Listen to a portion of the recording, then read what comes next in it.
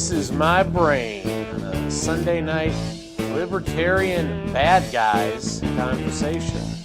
We are live from the Man Cave Studio B, deep in the heart of semi-constitutional Livingston County, on a Sunday night conversation where we'll be broaching the question, are Libertarians the bad guys? With me, Shane Trejo, the great Liberty icon Dennis Marburger, and Ryan Nelson of Libertarian Party of Wayne County and the Mises Caucus. This is my brain. I am not your host, Jeremy Scott Gibbs. Jeremy Scott Gibbs had another technical difficulty that he is renowned for. At least one a show. So I am doing the intro on his behalf, and he's hopefully going to get everything going. I've made it to the table. He's made it to the table, and your host is here. Welcome to the show, everybody. Welcome, welcome, welcome. Let me, I didn't even pull up a web browser over here. Make sure you guys' chairs are they all the way up? Okay. I don't want Dennis to be sitting on the floor over there. I need a phone book to sit on. Exactly. All right, the rail mic kicked off. That's good. We don't need that. Yeah, see, I don't even have it pulled up over here. Anyways, welcome to the show, everybody. Yeah, I did the really wise thing to shut everything down this past week and kind of let the computer and the ATEM and stuff like that rest, and forgot all about it. And nice. Jocelyn graduated high school today, and so we were at the 11 o'clock at the school grounds there on the football field and did all that, and then everybody came back here and we had a great lunch, and then I was like, man, I got to get upstairs and I got to figure this out, and here we are. Yeah, so I forgot a few things and overlooked a few things, but the air's kicking, and there we are. So, all right, I'm going to double check. I see somebody motioning to me. Just say it, Scott. Say it, don't spray it. Or I'll go over there. Yeah, come on over here real quick. Okay, well, I guess I'm the host in the interim once more. So we're here tonight. We are all lovers of liberty, passionate lovers of liberty, have been for a great many years. When me and Dennis got involved in the Republican Party, Ron Paul and the Tea Party was all the rage, and it seemed like everyone was talking about the Constitution. Those days have since passed. Yeah, what's up with that, dude? Nowadays, you don't hear too much about the Constitution, but we still have a remnant of people in the Republican Party who care about those principles, and two of them are us. There's a good core of people who still remain. Others work in other aspects, such as through the Libertarian Party. I was a student organizer for the Libertarian Party 20 years ago at my college campus. Dennis was part of the Libertarian Party, I believe, back in the 80s, 70s? The 70s, 1976. 1976, so he was there 50 years ago. Right really when it was getting started. He's a badass, you know what? 50 year ago, he was there right when the Libertarian Party was getting started. And we're going to talk about the Libertarian Party tonight and exactly the problems with it and, a myriad of other issues. But let's get started by talking about, what are you looking at me like that for? Just when you break, I'm going to give the disclaimer real quick. Disclaimer. Yep. Yep. Disclaimer for you guys out there real quick. Just here it is. Notice this podcast is raw, unfiltered, and completely politically incorrect. So you're going to get a lot of politically incorrect tonight. We say Merry Christmas and the Pledge of Allegiance, except for Dennis, especially the part about one nation under God, and he'll explain that if he needs to, but we don't do that. We thank our troops for their service. Thank you for those in our audience that have served, and Scott over here in the booth. Shout out to you guys for your service. We may disagree with the wars, but we salute you and your valor all day long. We recognize 3 genders on this show, male, female, and mentally ill. As adults, we enjoy adult beverages. Cheers to those. I think it's just me and Ryan tonight, and I haven't even cracked the Di Serono yet. Shane. Dennis is on hardcore water there. We cuss. We do not curse or swear. Please look up the definitions. It's one of my pet peeves. It drives me nuts. Cussing is using four-letter words. Usually, hopefully you use them appropriately. But cursing is the opposite of blessing, and swearing is the aforementioned pledging or giving your fealty to something. And on that, we love Jesus, but we hate religion and religious hypocrites. If any of this offends you, please leave. I want to get that out because we're going to talk about a lot of stuff tonight, and I want to make sure people understand where we're coming from. We're not here to tout a party line or to promote certain agendas. We're here to talk about freedom and liberty and the problems on both sides of many issues as we go through this. And I'll turn it back to you, Shane. Yo. Is there anybody else that needs to disclaim? Yeah. I just want to clarify for anybody that was watching and listening. Scoot that way, Dennis. Okay. I do say Merry Christmas. Yeah. And Christ is King. And the only part of the Declaration of Independence is great. But the Pledge of Allegiance is a pledge of submission. It's anti-Declaration of Independence. And allegiance means you're declaring a Lord, and I only have one Lord, and that's Jesus Christ, our Lord and Savior. Yes. So the only part of the Pledge of Allegiance that I say is under God with liberty and justice for all. Very good. And I those that are appreciate wondering, that. thank you, can study about Francis Bellamy and the Bellamy Salute and the whole genesis of this thing. It was a rejection of the principles of the Declaration of Independence and frankly, an undermining of true Christian theology Absolutely. and spirituality. Absolutely. Indivisible. Yeah, that's totally anti-American Revolution. Yes. Absolutely. And so, I appreciate that opinion. I told Dennis off air when he got here earlier, I said, Dennis, you're one of the only people that when you say something, I may 100% disagree with it, but I will open up completely to hearing you out because I know it's founded in deep research and understanding before you utter those things. Whereas other people, they'll throw stuff out, and I know they may have done a little cursory study or they come from a well-meaning place, but this dude impresses me all day long. So when he starts, I was 100% tariffs and everything like that, and Dennis goes, nope, here's some of the reasons why this is a bad thing and not good, and I was like, I didn't think of it that way. Dude, and then a bunch of other things. So I hesitate That's why now he's reading. dangerous. Dude, I hesitate That's why now he's dangerous. reading my disclaimer because I'm like, I appreciate Dennis's point completely. I come at it from this is a quick segue, and then we'll get into this because we got a lot of notes. But I said to one of my previous producers on the show a couple years ago, he didn't want to celebrate Christmas in any way, and I said, and he goes, because of this pagan thing and this, and I go, I get all of that. I said, but the fact remains that this is the one day out of the year that our actual federal government promotes Christ. You can't get away from the fact that it's literally labeled Christmas. And for that reason alone, I have to give it tacit support because it is promoting Christ on that day and causes the entire nation to at least look and acknowledge Christ for that moment. No matter how polluted it may be, how convoluted or how misguided, some of the rituals may be, at least on that day, people think about Christ to a certain extent just by uttering the name. And so I appreciate Dennis so much, and I'm glad he clarified that he says, one nation under God and liberty and justice for all. So those parts of it are the parts that are akin to me, and I appreciate that. So I wanted to lay some of that out because I know we're going to dive in deep in libertarian, and we're going to dive in later in our notes about the differences between why it's factioned, why there's divisions. And so I really want to get into some of those areas that we all think differently. I do have two quick disclaimers, though. Okay. The first one is my last name is Brennan, not Nelson. Oh, thanks. And the second one is Dennis has a full comp to the Midwest Peace and Liberty Festival, of which I am the organizer for. Thank you, sir. Even if I have to pay for the ticket. Anyone that knew Murray Rothbard is good in my book. Spell it. What?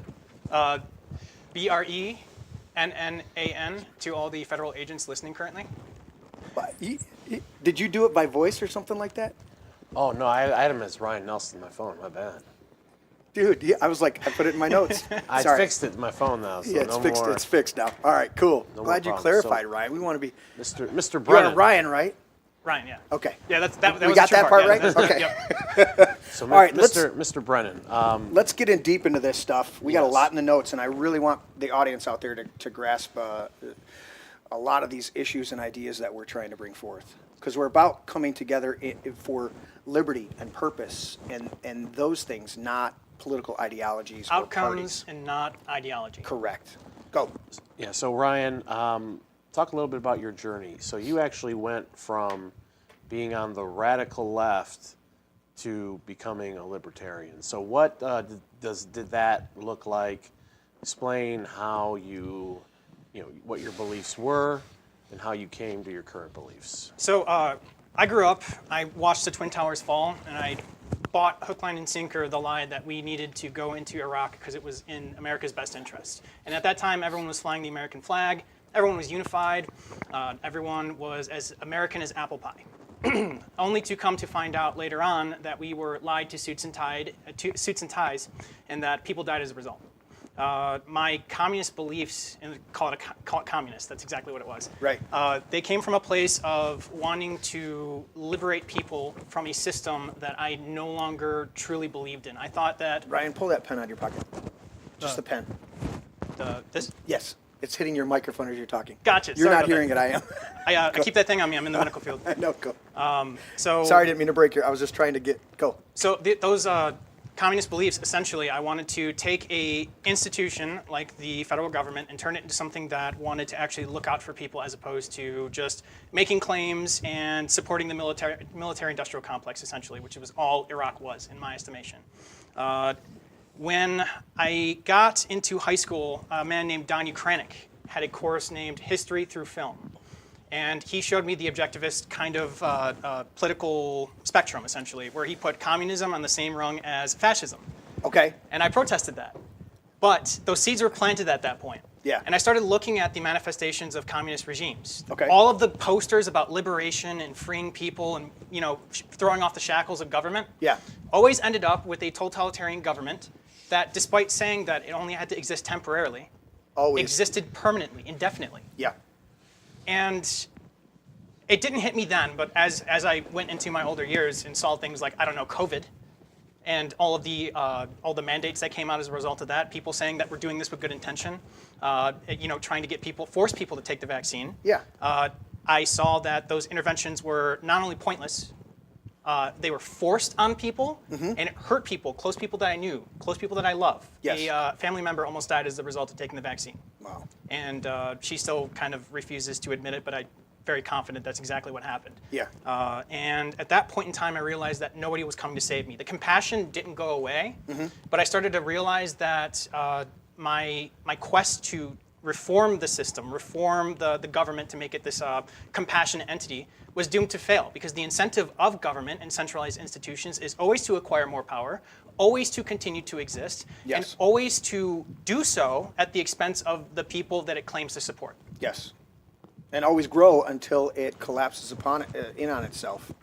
It always wants to increase and grow, no matter how detrimental that may be. Exactly. You think of the Soviet Union when they had so many KGB agents that there was, at one point it was like 2 to 1 or something like that. They were either agents or they were snitches or they were like, you can't have a country that flourishes under that.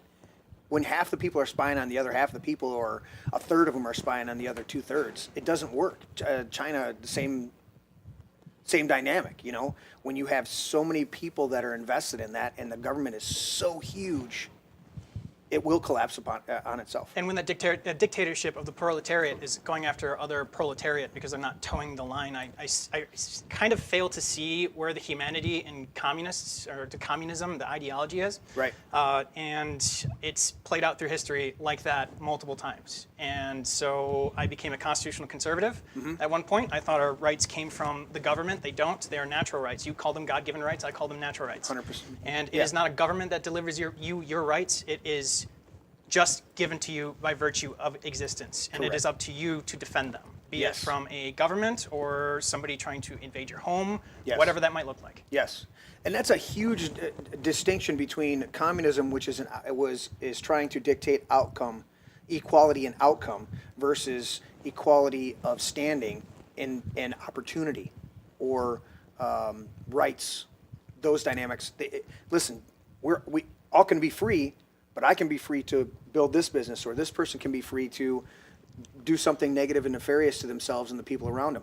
That we can't dictate the outcome, but we can establish that God-given or natural rights are the equalizer, but the outcome can be completely across the spectrum. And see, central planners always fail to realize that they are trying to adequately provide to millions of people with nuanced needs and incentives for doing what they do. And it always fails. Always fails. The black market is undefeated in communist countries. And isn't it the one thing that I keep hearing is, somebody sent me a meme and it was well, communism, we know it failed every other place that's tried to work. Socialism failed but it's going to work this time because we're going to do better. Truly. I'm like, no, it's never going. This country, the foundation of it and what it has done. Now we've lost a lot of that, but what it was originally founded on and the things that it brought forth throughout the world as an example for a long time was because we embraced that freedom. And I always love to go back to that scripture, and I know Dennis knows this one. He who the Son sets free is free indeed. And that's in the Gospels. And then another one that Paul wrote, and when he said, Christ has set us free for freedom's sake. That's an interesting dynamic, is that when you realize God didn't just set us free with a bunch of strings attached. Of course he wants a relationship. Of course he wants connection. But the idea of freedom for the sake of being free, and I look at our founding fathers, and they were like, "This, we want to establish this liberty and freedom in that vein of you have every choice to do with it what you will, but it's open for everybody in that concept of freedom that is natural, that is the laws of nature, it's God's law." Dennis, a thought on that? Yeah, I think that's that sums it up right there. It's part of our humanity, and so I think one way to look at it is just as in marriage, you know, and they say, well, you're getting married. What God has joined together, let no one tear asunder. Yeah. So we like to say our liberty is granted by God. He made us in his image. He's free, therefore we are naturally free. Yes. So what God has joined together, each one of us, with our own liberty, let no one tear asunder. But it gets torn asunder every day by governments and states and political processes of one type or another. 100%. And not just that, but apathy. Yes. There is a political component to liberty, and then there's a cultural component to liberty. I think it was Benjamin Franklin that said, "A republic if you can keep it," or something to that effect. Yes.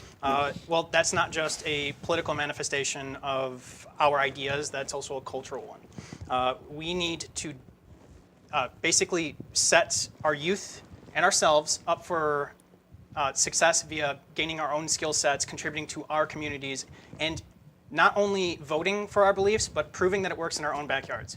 Because all too many people show up to the voting booth every 2 to 4 years and expect things to change, but they're not meeting their neighbors. They're not building any sort of cultural institutions in their own backyard. There's a lack of community. I might not go to church, but every single time I do go to church, there's a profound community there with their own social safety nets. Yes. People that would step up to help somebody if they were to get sick, if they needed their kids watched, Yes. all of those things. And Yes. yet we have a bunch of people that proclaim to be all about liberty, but they're not building those for the people in our own communities, even in our own like little circles. Yeah.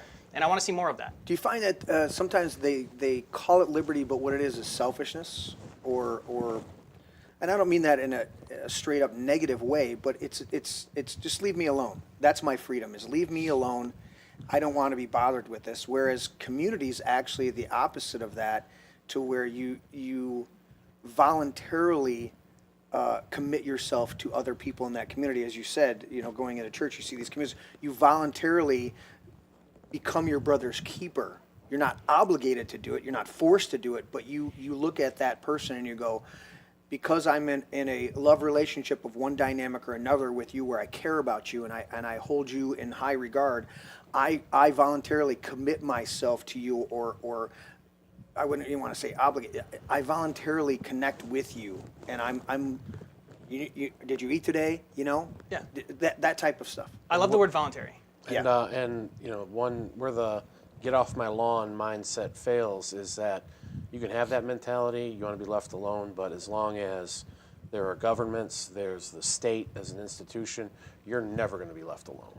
They're going to be messing with you as much as they can get away with it. And Right. if you just kind of slink out of it and you retreat from the battle, then they're just going to run roughshod over you, and you might be able to, you know, get out to the country and retreat that way for a certain period. But, you know, as we know, with the surveillance state and the advancements of technology and all the different things that are going on right now, they want to have they want to have dominion over every living being on this planet, and they'll stop at nothing until they get it. And that's why get off our lawn mindset doesn't work in actuality. You have to be proactive in fighting for liberty. Well, not only that, but the get off my lawn mentality, when taken to its extreme, it creates a power vacuum. And that power vacuum is essentially, if you are not setting up homeschool co-ops to help the kids in your neighborhood be educated, the state will step in and they'll educate your children for you. Yes. That's just one example of these things. When it comes to food freedom, when it comes to education, when it comes to, I don't know, even mutual defense, the state will step in to fill these power vacuums and these voids, because these are all things that people are inclined to need. Yes. So it is, in my estimation, that we shouldn't just be voting for it. We should also be going out and building it ourselves. Instead of waiting for some great man or politician to come do it for us, we need to do exactly as you said. Welcome people, feed them if they're hungry, give them water if they're thirsty, Right. and build institutions that we have been trying to reform the government to fulfill. And wasn't it the Gulag Archipelago when Solzhenitsyn said, I didn't worry about this group because I wasn't part of that group, and so they took them away, and then they came for this other group, and they took them away. And then when it came for me, there was nobody left to help me. Is that right? Well, I thought it was one of the, in Germany, wasn't that was it Pastor Niemöller? Or one of the German clergymen? I believe it was a German. Yeah, who said that? Well, they came for, they came for So the it wasn't- communists. it wasn't the I'm not a communists, communist. Yeah, and then Yeah. and eventually there was nobody left for me to help me out. So it wasn't the archipelago. It was something else. But Okay. though there was a point I think where Solzhenitsyn muses about, well, what if we'd really stood up beforehand? And, If only we knew what was coming. Yeah, and we outnumbered them, tremendously. But there wasn't that cohesion. It wasn't that cohesion, yeah. So, but this reminds me of something I saw today when I was reading some notes to prepare for this. Sheldon Richman, who's on the Libertarian left, was interviewed by Tom Woods, who's on the Libertarian right. And of course, they're both in Libertarian circles quite prominent. And they were talking about a book that Sheldon Richman had written. I think it was what individuals, what social animals owe to each other, or something of that nature. But they were going through this thing. And of course, they're both very much for voluntary interactions. And one of them commented that Ludwig von Mises's great magnum opus, Human Action, which explains how economies work and how prosperity is created through that voluntary interaction from the smallest local one-on-one level and then building organizations, that sort of thing.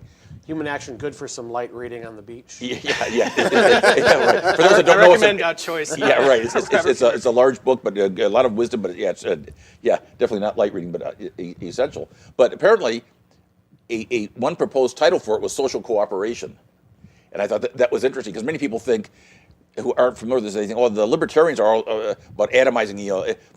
Go on now, get off my lawn, and leave me alone, and no interaction. No, it is very much involved in interaction, but again, of a voluntary type, and it is social cooperation, and it's the kind of social cooperation that actually works best for solving problems. I just want to say one thing about systems that don't work. Again, maybe we have to look at them and say, well, the system didn't work the way it was advertised to us, but it may have worked to achieve the goals of the people who were in charge at the highest levels, whether it's in a communistic society or even today with our alleged mixed economy. And of course, Mises said there's no third way. There's either freedom or non-freedom. And when you start becoming unfree, you move down that road, and that's been happening. But as we see with the so-called K economy, or now they say it's more like an I, there's a small group at the top that keeps getting more and more wealthy, more and more powerful. And as the late George Carlin said, it's a big club. Maybe it's not so big, but hey, it's a big club and you ain't in it. Right. And isn't it interesting? It doesn't matter what the system is.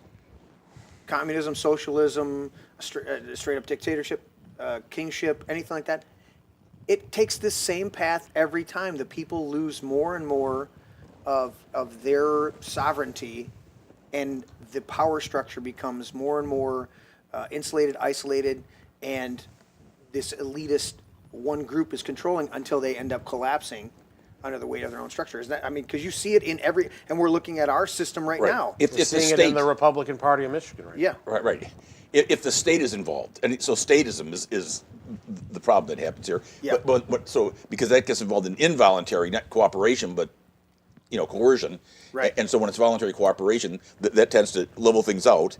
Which reminds me, of course, one of the great libertarian groups of olden days were the Levelers in England, and so they did a lot of things. And just want to mention that, I want to mention a name real quickly. It's often forgotten. Algernon Sidney is a great hero of liberty. He literally lost his head because he wrote a book where he said if there was arbitrary and tyrannical government, it's your duty, not only your right, but your duty to overthrow that and change that. Yes. And Thomas Jefferson said that was the best book on government he ever read. But what happened was the King of England at that time heard about this, sent people over there to recant or I'll kill you. He didn't recant, but there was one copy apparently. They didn't destroy it, and so it was made it out? reproduced, and so the ideas got out, even though Algernon Sidney died, and John Locke apparently was somewhat chastened. He modified a little bit, allegedly, what he would write about, even though he's more well-known, didn't want to lose his head as well. But Jefferson said Algernon Sidney, what was the phrase the young people say, the OG, or whatever? I mean, he was, He's or the the goat? goat. Yeah, he was The the goat guy. of liberty. Yeah, talking about a badass. That was Algernon Sidney, really paid a very high price, but we all owe him a great debt. And Yeah. you think about, how we receive our liberties, obviously by manner of being alive, natural rights, God-given rights. But there are many people, not just the founding era revolutionaries, many people who came, from Anglo-Saxon traditions who gave up their lives so that this concept of liberty could be developed, so that we could obtain our natural freedoms from, or grab them back from the reins of the tyrants. So when you're fighting on the front lines for liberty, we're still blessed to have relatively, the ability of free speech and First Amendment and be able to speak out. But when you're on the front lines for liberty, it often can turn ugly and bloody and violent against you. When the government doesn't like what you're saying. So you had this big journey, Ryan, going from communism, the left leaning. You had this awakening because you saw literal societal things going on, COVID, some of these other things, these lockdown things like that. The next question here that Shane put in there is how do we reach other people that are on the left and get them to see the liberty that we're talking about tonight? Because for you, did you have anybody that reached out to you, or you had enough clarity at a certain moment? How old are you? 30. You're 30. Okay, so you're in that quasi phase where Churchill said if you're not a liberal at 20, you don't have a heart, and if you're not a conservative by the time you're 40, you don't have a brain. So there's that concept. You're in that age to where your brain kicked in and you went, wait, this cognitive dissonance, this doesn't compute, this doesn't work out. It didn't happen overnight, and it was one of my high school teachers, and I will sing his praises every single day. His name was Donnie Kranick. Okay. And when he heard about my proclivities, meaning radical left, communist, all that good stuff, he showed me the objectivist theory. And it's not something I entirely agree with today, but I definitely appreciate being shown it. That's the Ayn Rand philosophy. Yes. And when he approached me from a position, not of you're wrong, it was you call yourself a liberator. That's what I call myself. So there was a mutual trust there, where we're coming from the same place. Yes. And he showed me what he had to show me. He didn't belittle me. He didn't call me stupid. Right. He said, I think you're wrong, and here's why, and showed it to me. He found common ground, explained his position. Yes. Yeah. Yes. When approaching the left, in the same way that I've done with the right, Okay. I approach it from a position of values. Well, for us, for example, we value gun rights, right? Yes. So when I approach somebody on the right wing, I lead with that. Okay. I lead with values, and I try to identify mutual points of cooperation, as opposed to taking the ideological approach. I could have sat down with any right winger as I was, making my rounds and said, "Oh, you're in favor of tariffs? Do you know that's basically theft or something like that?" Just giving them platitudes, ideological platitudes, as opposed to trying to identify where we could actually work towards an outcome. And it's the same thing with the left wing. So what are some things that we agree with the left wing on? Well, surveillance is a huge one right now. There's somebody in Oakland County, I think her name is Debate Her, she goes by that in social media. Yep. She has been really on the front lines, opposing flock cameras and the drones that they're using, not to help the police departments, but secretly behind the scenes, tracking, tracing, and Can you explain briefly what flock cameras are? Flock cameras read your license plate, and I know it goes to some sort of database. I just know that the company that is They're supposed to be backing that privately software, owned cameras. privately owned software But that is provided to government institutions. So Correct. all of that gets stored in a database where Yes. you were when you got tagged on a flat camera. Yes. And if, say, you're traveling along I-75 and there are flat cameras all the way from Detroit to Sheboygan, they know that you went to Sheboygan and they can see how many times you went. And Yes. anyone who's an investigator out there could probably piece together how they would go about trying to figure out what you're doing. Let alone they tracking our cars. So I mean, it's Well, yeah, like this, you is, just- this is like a infrastructure that could easily be weaponized for like a social credit system with like a turnkey. Correct. Sounds like switch. a country I know across the Pacific. What could possibly go wrong?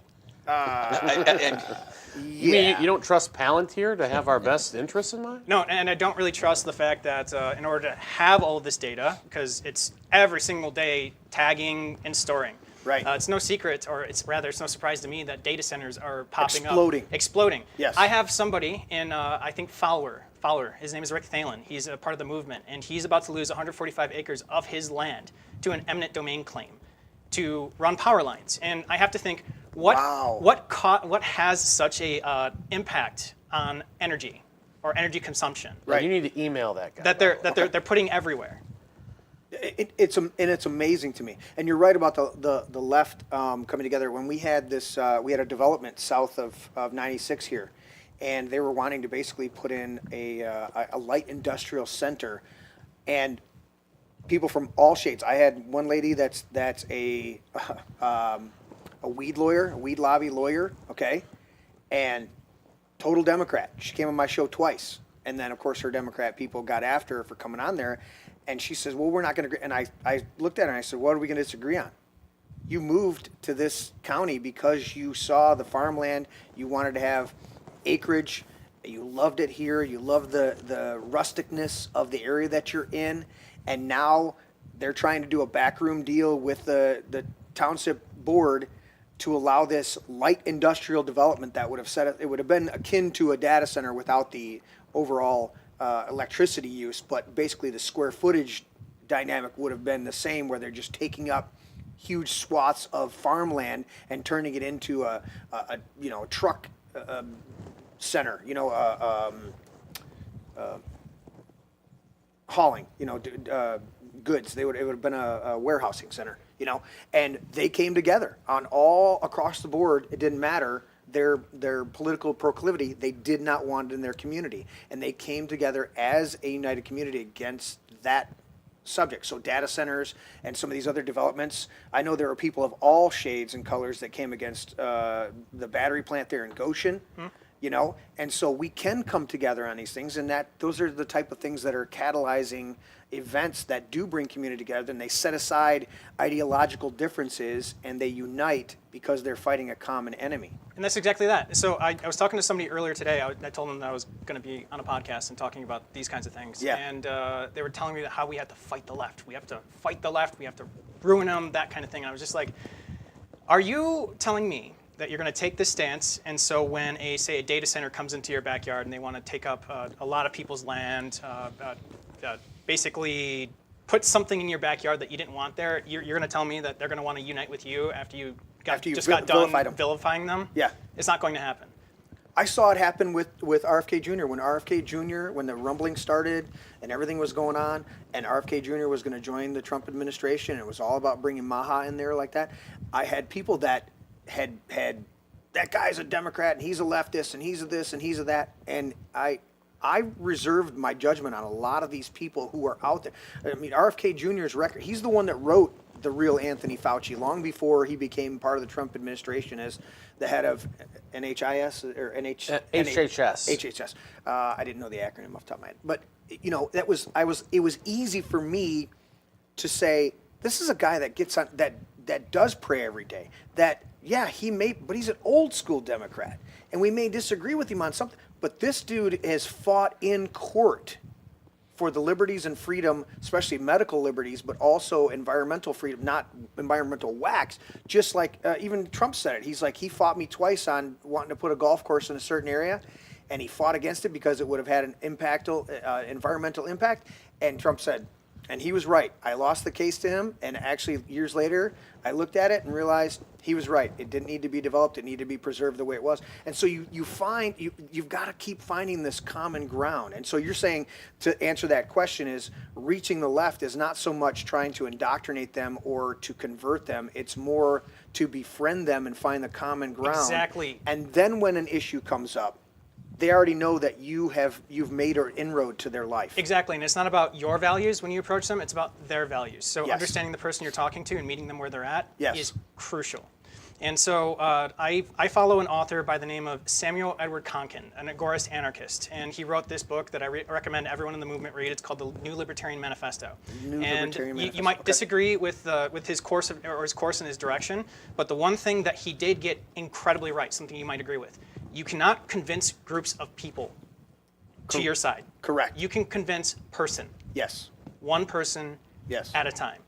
And how do you do that? You do that by building mutual trust with that person. You do that by sharing bread with that person. You mean you got to befriend them? Yeah, you got to personally? befriend them. You got to lead with principles, and you got to focus on the content of the character of the person you're speaking to, Yeah. as opposed to their ideological bents. So, Yeah. or bents, I should say. No, you're exactly right. And I find that that's one of the things that turned me off about church years ago in general, was because they wanted you to go out and pass out a tract, or you wanted to go knock doors and try to proselytize people. And I found so many people that I would get in the city and I would befriend them.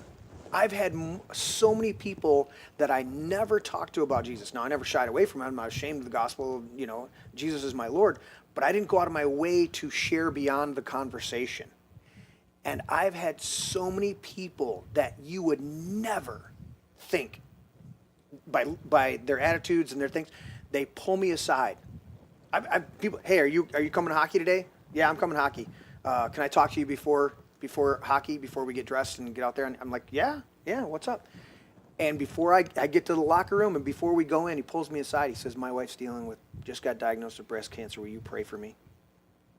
Guy had never darkened the door of the church, but he knew of my faith because I was his friend, and periodically it may come up because it's part of the conversation, not because I was pushing it on him.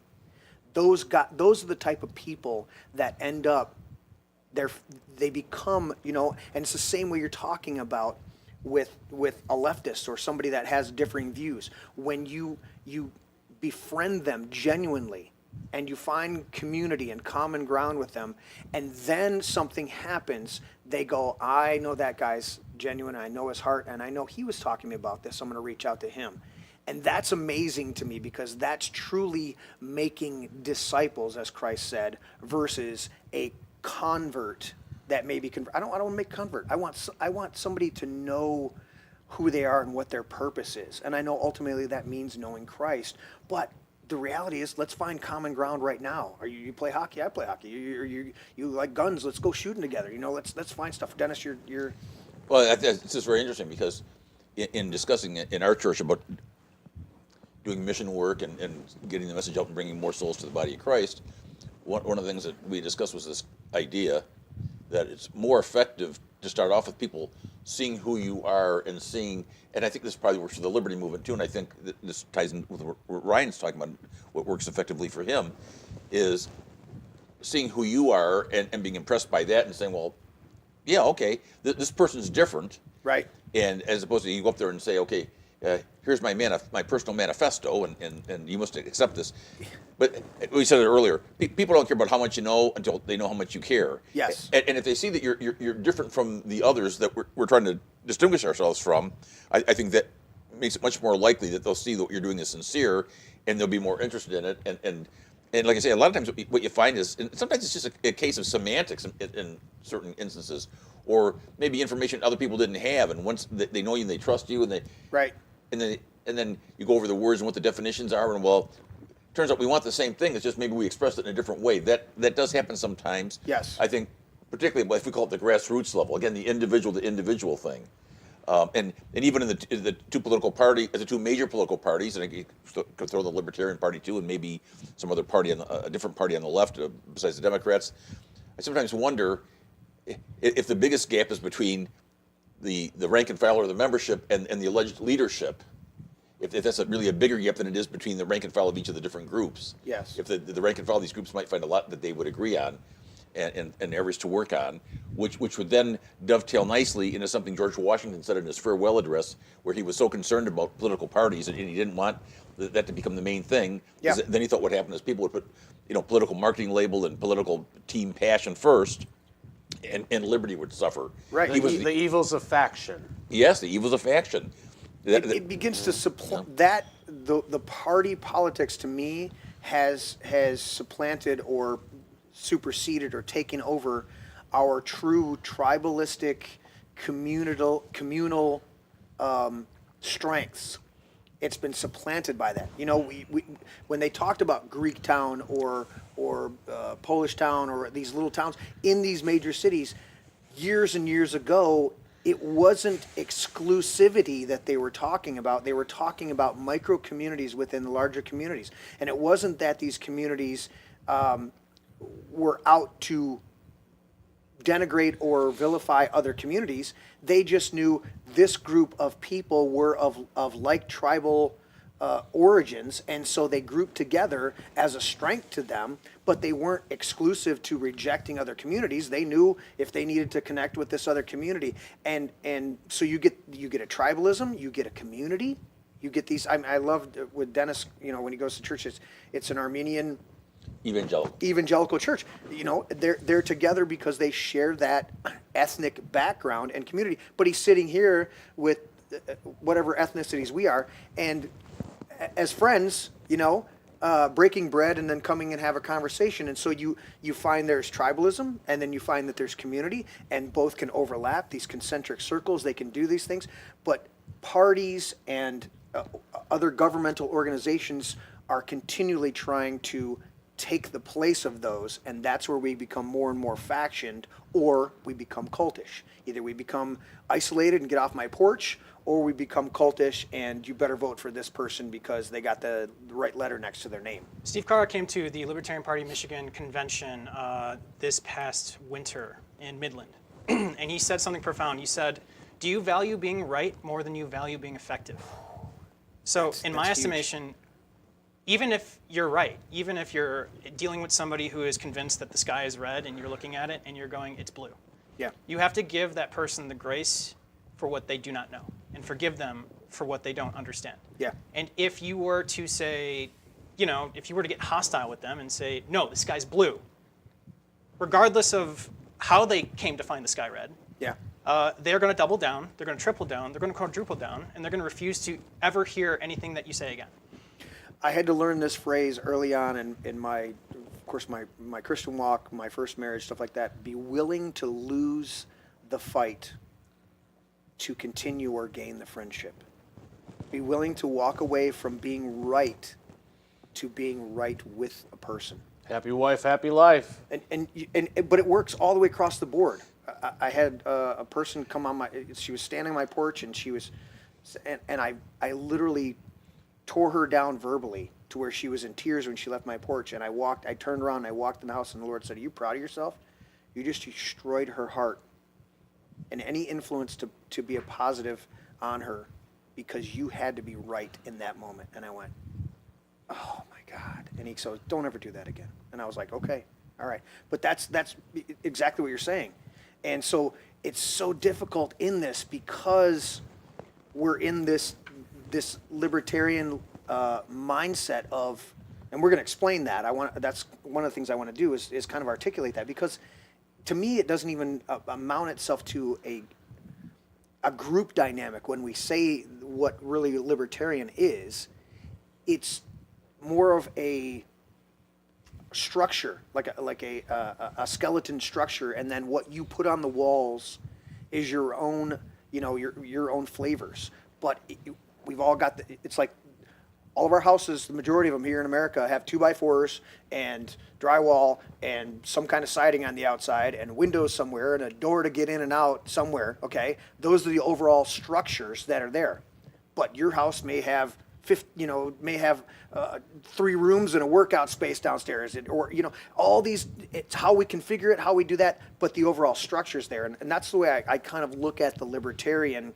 Whereas these other ones are, the party politics is it's these cookie cutter, one size fits all, where you drive down a road and you can't find your buddy's house because they all look the same, and you got to like slow down and look for the numbers because you pull into somebody else. There's been so many people that pull into some of these communities and they go into the wrong house because they all look the same.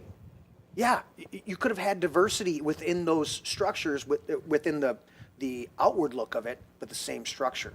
Does that make sense? Yes, and I'll dovetail off that. So you talk about factions and talk about political entities versus philosophies. The Libertarian Party is known for its factionalism, I think even beyond what the Republican Party has become. It's, division and infighting and people angry with each other, long debates about nothing, wasting people's time. This is what the Libertarian Party has become, and of course the freak show type characters who like to show up at some of these things. So that's kind of the public face of the Libertarian Party. So how did, Ryan, by your estimation, the Libertarian Party become this when it had a philosophical basis and these great ideas from people like Ludwig von Mises, Friedrich Hayek, Murray Rothbard? You have these core principles and ideas that are so sound, and how do you see it morphing into what it's become today? What do you think has happened? I have a joke, and it's if you put 3 libertarians in the same room, 4 factions will be formed. When you have a when you have a philosophy like libertarianism, it attracts a lot of individuals with kind of a aversion to group compliance.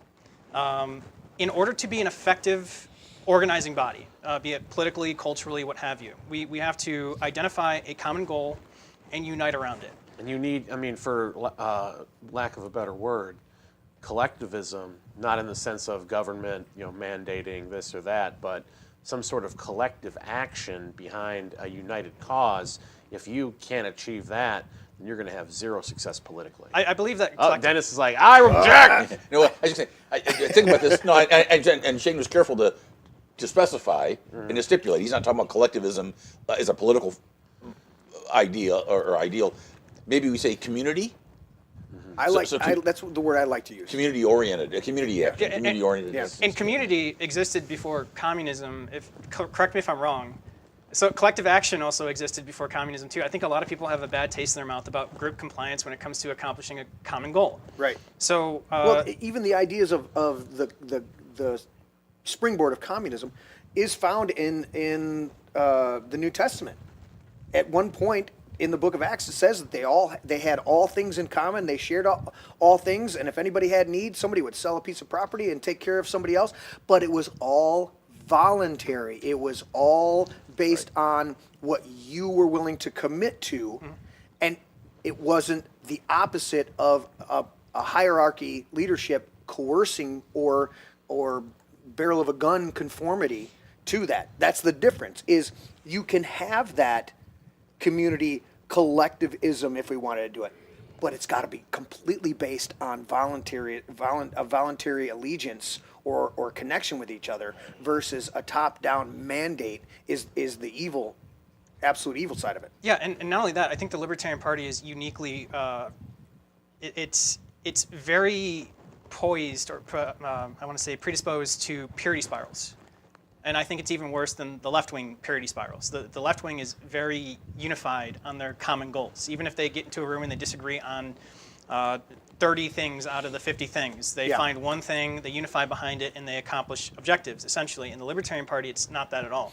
I find that many people who are attracted to the Libertarian Party, they hear somebody have a differing view. Some of them wouldn't even want to sit in the same room. Some of them are going to watch the disclaimer and turn it off immediately. Whereas what they could have done is they could have said, I disagree with that, but I'm going to hear them out. They would have watched this. Okay. They would have resonated with some of it. And if there was a call to action, it might have been one that they agreed with, one that they can get on board with. Right. And we could have accomplished something there. Right. The libertarians love to fight libertarians. Isn't that amazing? Before anything else, it's fighting other libertarians. Do you find this? The more this is one thing that I see. The more people try to embrace freedom, without actually freeing their own heart and soul, the more factioned they become with other people that are trying to. It's like when you truly embrace freedom. I came to a point, and I was not overly boastful or proud of it, but I came to a certain point where I don't care what you think about me, and I don't care what you think about my beliefs. My beliefs are for me. This is how I live and survive and thrive and move through this world. And if you disagree with that, that's great. Go on your way. Do your own thing. You know, that's part of what the disclaimer is. It's like, look, I don't care. Turn it off, dude. You know, if this offends you, then go ahead and leave. Because when you truly are moving towards freedom and liberty within yourself, you don't demand other people conform to what you're moving towards. You actually want to befriend them and let them get to that level on their own. You're not trying to dictate it to them. So as you're describing this, I'm looking at going, are they really, are a lot of people in the movement really moving towards true liberty of their own soul, or have they jumped on another bandwagon or ideology, and they think because they're on that ideology that that somehow transmutates into their own freedom versus just being free? Because when I look at being a libertarian, I go, because I look at it from liberty. I look at it from, you know, this idea of, you know, freedom and what our founding fathers set forth, and what I see in the Gospels and stuff, like, you know, reading that. And I go, man, the more free I become, the less I want to tell somebody else what to do. I want to live an example in front of them, and hopefully they see it. And then they ask a question. Then they go, what about this? What about that? And I go, okay, now I've got an audience because of the way I've lived, versus going up and pointing a finger and dictating to people. And I see it in every faction of life, that dictating finger. And I go, do you really embrace what you think? Because if you did, you wouldn't care what other people thought about it. In the grand scheme of things. Does that make sense? It makes total sense, because some of the people that preach acceptance and tolerance the most are some of the most intolerant people that I've ever met a day in my life. Dude, that's what's huge in the left. I mean, not just the left, but I'm saying, yeah, the ones that say tolerance and I go, wow. It's like, for me, it's not even a matter of what you believe. You could be a communist, but if your objective is to make people miserable because you have this idea in your head that people that don't agree with your orthodoxy for whatever reason is somehow scum of the earth, despite having just got off the stage and said that we're for humanity, we're the most humane people on the planet Earth. Right. We're so humane that we're empathetic and we do this, we do that. Right. Only to get off and, you know, somebody says something you disagree with, and all of a sudden they're, you know, when they call them Nazis or fascists, they're literally calling them scum, subhuman. And it's like, you know, it helps when you're trying to consolidate political power for there to be an other that you can demonize, and when someone breaks ranks, suddenly they become the other, and it's just a very helpful tool for bad people to consolidate power. It's divide and conquer. It's a divide and conquer mentality of the power elites, whoever's in control of it. I want to divide you and conquer you, and if you put up a stink and you raise a little fuss over there, then I'm going to vilify you, and hopefully you come into conformity and you don't do that again, Shane, because what are you thinking? But it's that divide and conquer. Or if we divide things to the point where society literally collapses, because I'm of the firm belief that society is an illusion. It is a very fragile one, and it can collapse at any time. Yes. If it does collapse, pass me the mushroom under the table, please. Go. If it does collapse, who benefits the most from civil unrest, from the man-made disaster of a revolution or civil war? Totalitarian The power vacuum. Yeah. And in comes the state with their solution. In comes a new another strong state. man. Yep. Yeah. So this is great stuff. Oh, you going to catch us up in chat? I know you've been interacting there, Dennis. Are you looking at it? Or you got Well, yeah, another I was point? going to reference something somebody brought up here. You know, and there's Orwell's 2 Minutes of Hate. But just we're talking about the demonization and all that sort of thing. Bear in 1805, earlier I made a comment about what happened after Charlie Kirk was assassinated. And so there was a lot of that going on, where the hatefulness towards him. And you say, well, this was a guy that, whether you agree with any particular point or not, you say, how can you hate that guy? I mean, he seemed like all he wanted to do was to talk to people, and he was willing to let everybody have their say on these things, and you go back and forth. And we thought he was making some great progress. And really, the only thing that Charlie ever really pushed back on people, other than making his point, was to be articulate and not be emotional about that, or to make your point a logical point. That was the only thing I ever seen him interrupt people and say, so are you making this a logical thing? Or because it sounds like you're doing emotion. He would try to get clarification, but he never belittled, and he's fine. Continue. Okay, so, but this gets us something else I think that comes up, and I think it does speak to what Barron 1805 was referring to in a certain way. Might not be immediately obvious, but indoctrination and not just and reiteration. Reiteration is the key to learning. Yeah. Reiteration is also the key to indoctrination. So the reiteration of the 2 minutes of hate again and again and again has a big impact. We saw this in the congressional primary in Kentucky 4 with Thomas Massie, and there was from areas that were determined that he'd be defeated, despite his stellar record in Congress of constitutional consistency and for transparency and trying to promote the cause of liberty. Mm-hmm. But the constant reiteration of something, in some cases, things that just weren't true. They were lies, but over and over and over again. And then not just the lying by commission, but lying by omission, like with Fox News, apparently not giving him an audience, not having him on until election day at 10:30 in the morning. Oh, see, we have, so here's Congressman Massey. The illusion of fairness. Right. So they decide what they're going to report, and then and unfortunately there was a large voting bloc. My generation, I have to go back and listen to that song again by The Who, but apparently many of whom would just watch Fox News, not get their information from anywhere else, right? And just and some of these people were being questioned. And I know Shane was down there, but they were being questioned by people that were doing exit polling or exit questioning, and they said some of these people were just totally confused and said, "Oh, I wanted to vote for the younger man. That was Gil Rain. No, he's 13 years older than Thomas Massie." And then thing after thing, I saw an AI ad of him with Ilhan Omar, and I'm like, I can't vote for that guy. He's in an affair with Ilhan Omar. I mean, that's how out of touch a lot of these voters. Right, and it was totally false, right? It was a totally made up thing. It's an outrage. But wow.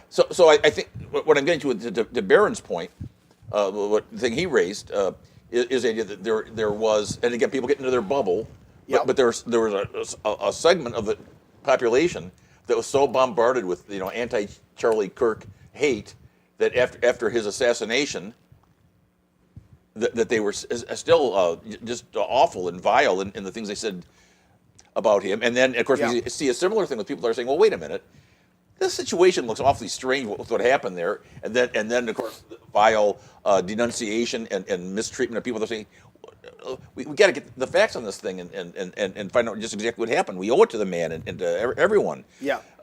So I think it's that the reiteration of the propaganda machine, and particularly when it's people in silos and in bubbles, that leads to a lot of divisiveness and factionalism, or reinforces it anyway. Yeah, and even as a libertarian, Thomas Massie is one of those people that I've recognized is consistent, somebody who has a good heart, right, and wouldn't change his opinion based on who's paying him. Run that guy out of the Republican Party immediately.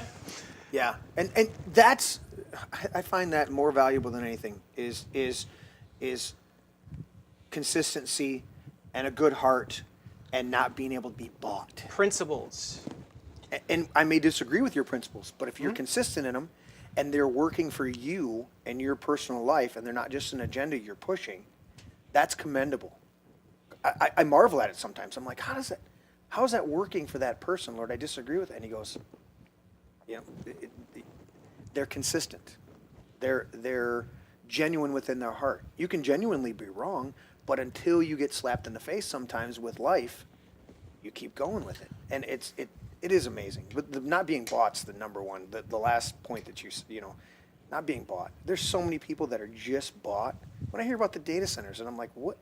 Why would you promote this? I think I mentioned this on a podcast we had recently, but the number one political contributor now to politics overall, it's not Soros, it's not AIPAC, it's Andreessen Horowitz, which is the firm that is pushing AI and tech centers and big tech agenda. Yeah. And they're buying off a lot of politicians. More of that money's going to Republicans than even Democrats now. And they're sort of dictating this agenda of let's put up these AI data centers in people's backyards as quickly as possible because that's how we beat China, blah, blah, blah. They have all the talking points to kind of dovetail into populism and right. MAGA and all that stuff. And that's why you see all these politicians who you'd expect to take a stand for property rights against this sort of thing are just rolling over and letting it happen. Dennis, you said what was it, 20 Minutes of Hate from Orwell? 2 minutes of hate. Yeah. And isn't it amazing, just as you said that, Shane, I watched this, did you pay, I'm sure you guys at the table did. We watched this 30-year diatribe, this 30-year mantra, right? That we got to save the planet, we got to save the world, global warming, and then it's climate change, and it's all of this. And it's like in the middle of the 2 minutes of hate of climate change, we got to do this, and we got to do that too. We got to build more electricity. We got to have more data. We got to have more of the things that actually would pollute. And nobody, the vast majority of people, I'd say behind the scenes, a majority of people do and also because they're speaking paying no out. attention to the people saying that and then buying property on the coastline. Don't look at that. Obama bought his house a foot above sea level as he was telling us that climate change. It's And like Peter ridiculous. Thiel just left the country, right? He took his family to Argentina. That's not a good sign. That's not a good sign. No, for it is things not. to go. That guy, the guy who has the all-seeing eye, who can basically see in the future, is getting the fuck out of Dodge. And so not a good sign. Isn't that amazing though that we had this switch and it was so subtle, and it took how many? I mean, because they gained. What do we have? 1,500 AI plants. We have like more than the next 10 countries combined in the United States. There's one they're proposing, and where's it, Arizona or New Mexico, something like that. That's Utah, that's right. And it's what size is it? It's like 60 square miles or something. I mean, you should look this up, but it's gigantic. It's gigantic. And you go, and then the environmental impact. And until I talked to Kristen Megan Kelly about it, I didn't realize that just that hum. What does she call it? The noise, whatever noise emanates from it. It's a noise that comes out, but it's on a frequency that literally disrupts the body when you're around it. And they're finding people are just huge health problems just being near those facilities because of the frequencies that are being pushed out. And there's this noise, and I didn't know it until a few years ago when I started looking at these solar farms that they've got out there. They could put these all on the roofs of these industrial buildings, but they're going to put them in a field, and then you drive by and the decibel level's crazy. You would think this is just something collecting the sun, but the hum of the electrical lines is like 65 or 70 decibels. You're like, dude, that's crazy when so these intangibles, and now the vast majority of people are like, we were shouting we were watching the 2 minutes of hate, and it shifted, and we're catching on what they shifted to. Now it's all about pushing technology, and let's maybe we do need to think about coal plants again. Oh, why? Because AI needs energy. You didn't. We can't have you having air conditioning, but. Yeah, you'll be rationed, but the AI tech giants won't be. Well, and excuse me, look what they're doing at the other point that's critically important. It ties into the Iran war situation too. What's happening is, and a lot of other things, the food supply. And when they put these facilities in the areas that should be agricultural, yes, right? So reducing the amount of arable land, yes, taking all this water. I mean, these are very dangerous situations. And then, of course, there's the whole thing about all the energy used by the farmers, and of course, they have to use fertilizer. And I was just listening to a fellow, John Polomny of Actionable Intelligence Alert. He does very good work. Yeah. And he was pointing out that, gathering this information, he said like 70% of farmers say they're not going to be able to buy all the fertilizer they need. Not that they're not buying any fertilizer, but they're going to have to cut back on their use of fertilizer because of the cost of the fertilizer. Yes. This stuff is going to hit. If it's even available coming food from Iran shortages and higher food costs, and these are all the things that are on the horizon right now, and so hopefully we get out of Iran soon. But we'll see. We'll see. Yeah, I'm directing you while you're doing it. You can see your monitor up there. Oh, and I see now. Yeah. Just you were leaning way out of shot. Dennis was leaning out early. I'm like, all right, guys. To dovetail to the Mises Caucus, so we talked about how the Libertarian, there's a lot of different factions. One of the factions within the Libertarian Party is the Mises Caucus, and I would argue that this has been the most effective at actually achieving real-world change. So the Mises Caucus was formed about 10 years ago? 2018. 2018. So 8 years ago, from people who were sick of all the nonsense in the left wing BS that had kind of permeated through the Libertarian Party for so long. So they formed to take back the Libertarian Party for the actual libertarians. And there's been some successes and some failures. Ryan, you're part of the Mises Caucus, so talk about your work with the Mises Caucus and more specifically the impact that the Mises Caucus had with the MAHA movement and with the result of the 2024 election. So I would say, first and foremost, the reason why I got involved in the first place is because the stated objective of the Mises Caucus wasn't necessarily to eject anyone in particular, but to retool the Libertarian Party to be a more ground-up institution as opposed to one that was and is now currently, again, top-down.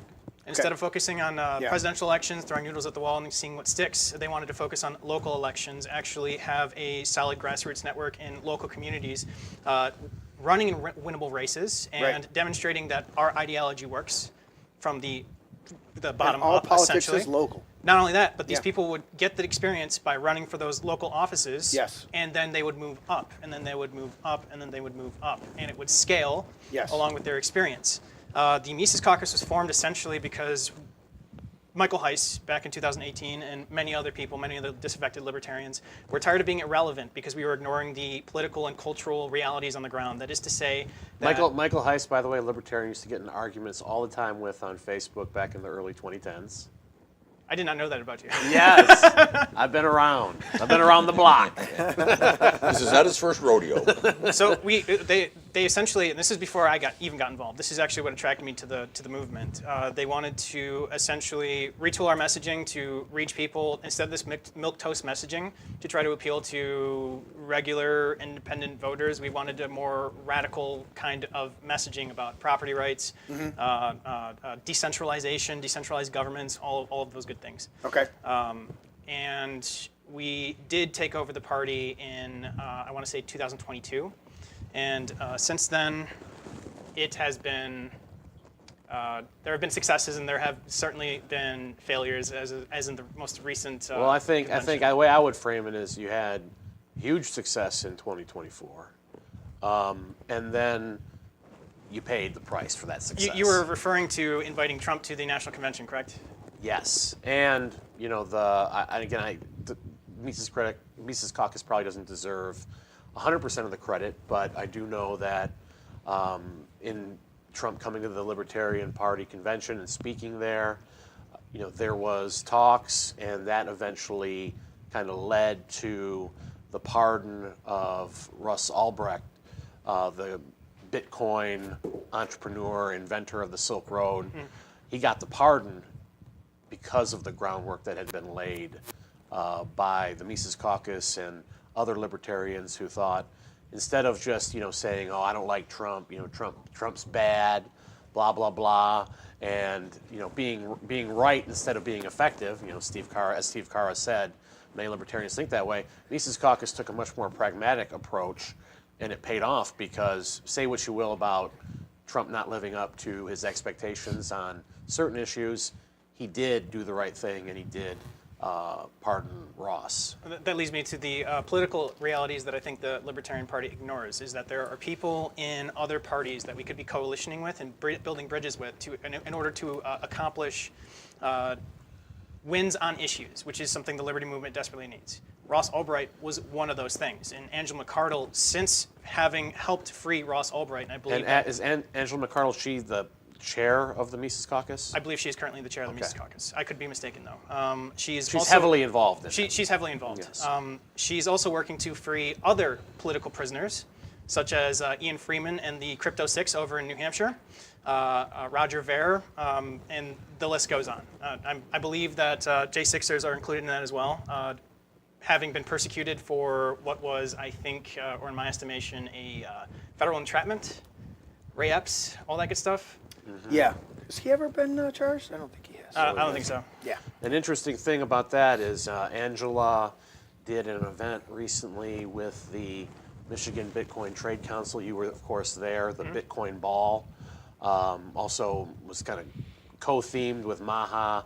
We brought a lot of liberty-minded Republicans as well as Libertarian Party members who were there for convention in Grand Rapids. We'll talk more about conventionally. That'll be fun. But No. for us, it'll be your misery will be fun to recall. But so a lot of like-minded libertarians came to that event, and Dennis, you'll like this. One of the speakers at the event was actually Republican Senate candidate Mike Rogers. Mike Rogers showed up, and he went on stage and he endorsed the pardons of Ian Freeman, who was hit up with some ridiculous Bitcoin charges, and the Samurai Wallet guys who created the anonymous Bitcoin wallet, and then they were accused of money laundering, and now they're sitting I believe in he even prison. called from prison to address the body, right? I think so. I think he did, yes. That was kind of powerful. Yeah, so the Samurai Wallet guys and Ian Freeman and Mike Rogers, who, as we know, was not a big fan of civil liberties as a congressman, and I don't think he's necessarily had an epiphany on it, but he knows he lost by a very small margin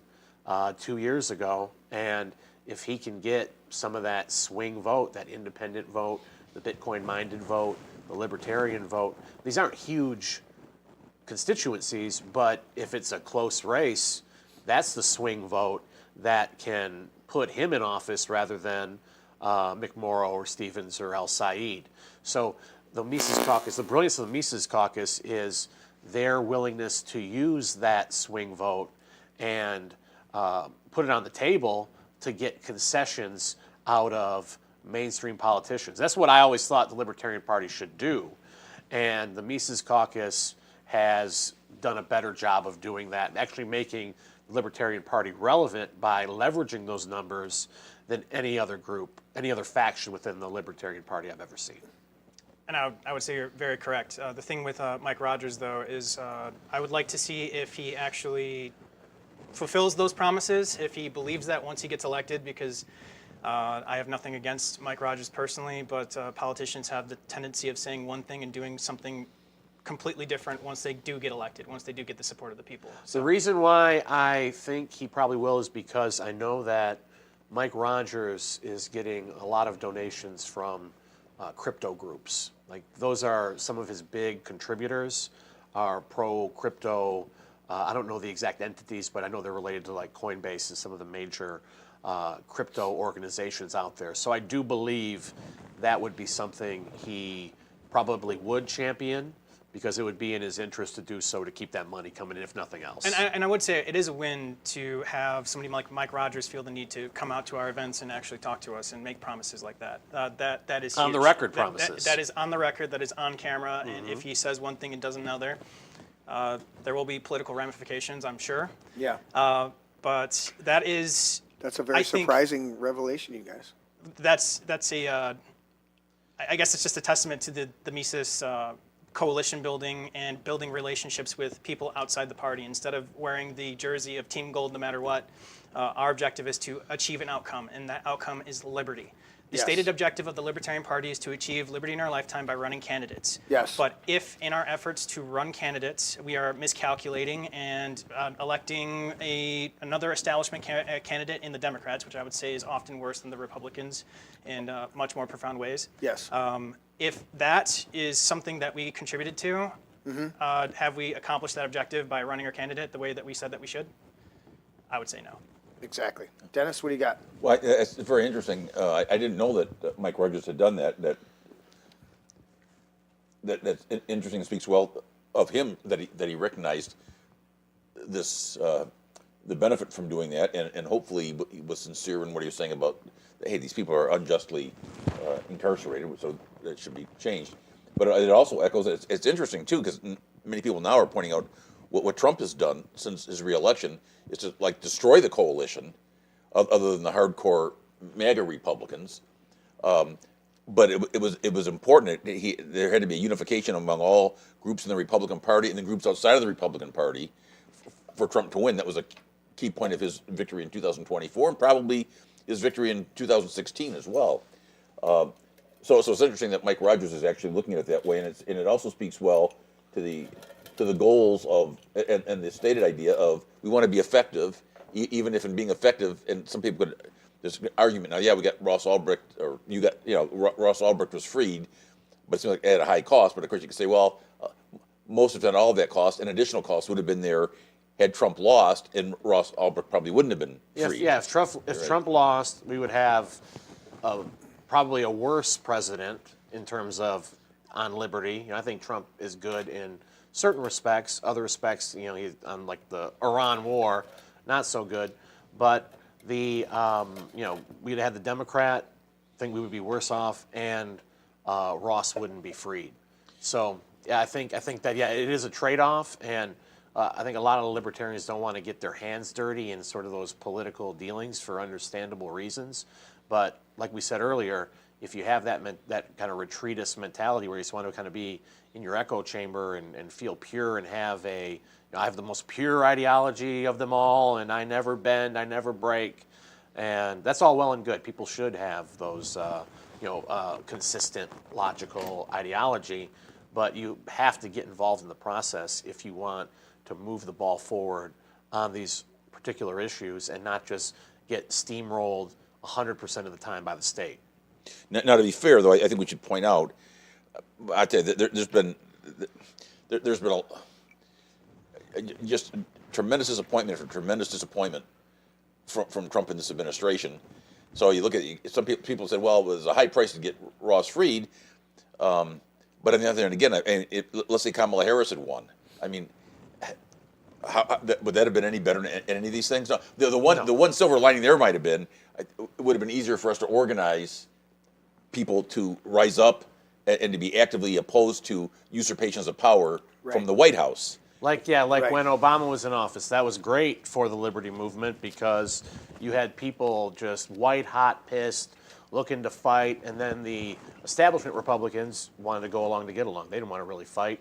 So then when you have the Tea Party liberty fighters, you have a huge base of Republicans who want to work with you and suddenly have rediscovered their constitutional ideals. But then you get a Republican in there who can kind of co-opt that sentiment and get those people to go along with it. That's the perfect storm that led to Thomas Massie getting ousted. Well, and of course, there were two issues with Massie in particular and again, you see that this flip, like you see, Trump of 2016 and Trump 10 years later, and on many very important issues, it's like he went from the one side to the other side. And the people that were the never-Trumpers in 2016, some people say, oh, Massie was a never-Trumper. I saw somebody, a prominent local Republican, say that. And I said, well, that's not true. Massie's not a never-Trumper. Thomas Massie and Rand Paul were two of Trump's biggest defenders in his darkest political hour over the Russiagate hoax. And it was a hoax. It was. Yeah. And that's a real shame because you look at the people who had Trump's back when the chips were down. Rand, Massie, MTG, Boebert, Tucker Carlson, all these people. Now they've been thrown right under the bus. Right, and the actual never-Trumpers from 2016, who were the lowest of the low, the Lindsey Grahams, the Mark Levins, the Ben Shapiros, there are other names, those three in particular come to mind, but there are others in addition to that. They've all embraced Trump. Trump embraced them. And it's like, well, what's going on here? This is a tremendous, a horrible betrayal of not only the people that supported him when he was unfairly attacked and inaccurately attacked back then, but he's done that, and frankly to the country and to the entire constitutional order, though that's all been under attack for so long. But the problem with this situation here is, in Pied Piper-like fashion, he was able to co-opt a lot of folks who are typically very strong on. Again, if you just talk about issues and you sat down and talked with a lot of these people and say, well, the government shouldn't be doing this or that, like on the gun control thing. And I bet a lot of our Republican friends would be surprised if you pointed out the largest number of violations of the Second Amendment in any one administration was in the first Trump administration. And even Biden didn't outdo that, and I'm not sure exactly where we are now with the second Trump administration. Right. But that's just one example. That's like ATF-style crackdowns, stuff like that? Yeah. And we know what he said about it in the past. He's talked about, take the guns first, we're about due process second, and all sort of thing. And of course, he's working with Pam Bondi, who had a terrible record in this in Florida, as Chris Ann Hall pointed out. Pay for play Pam? Yeah, so there's all... Pfizer Pam? Pfizer Pam? Right, so there are all these different things. And of course, other people point out, too, well, and look what happened with the Operation Warp Speed. That was a terrible thing. And some of the And he had to be constantly told by different advisors, Roger Stone, and a number of other people around him, dude, lay off the warp speed. It's not playing well, and these audiences would boo him. But what's happening now is, and again, now here's another lobby that was really against Massey, not just the special interest, foreign and domestic included, some of the big pharma, right, and people like that, along with those who say that the American people, what they really say, they don't say it quite this way, but their actions speak louder than their words, that people do not have unalienable or unalienable rights granted by God. They have obligations, and we're going to make sure that their obligations are satisfied to us and to any foreign states that we're working with, and to any large military-industrial complex or surveillance state corporate sponsors or patrons that we have. Yeah. And so then when you see these people, and I'm thinking of one of them being Mark Levin, who said, no apologies for standing for the people of this country or that country. He's not standing for the people of any country. Well, that's because you're an idiot. You don't know what I'm saying. We know exactly what he's saying, that backstabbing hypocrite and liar, and unhinged lunatic, liar. But what he's talking about is the people of this country and the people of every country, but particularly the people of this country, deceiving them into thinking that he's standing for constitutionalism or liberty or freedom, and then having them being forced to support things that they wouldn't otherwise support, and that he really has no right to take it. As Tom Wood said to him, well, great, Mark, you feel that way, you write a check. Exactly.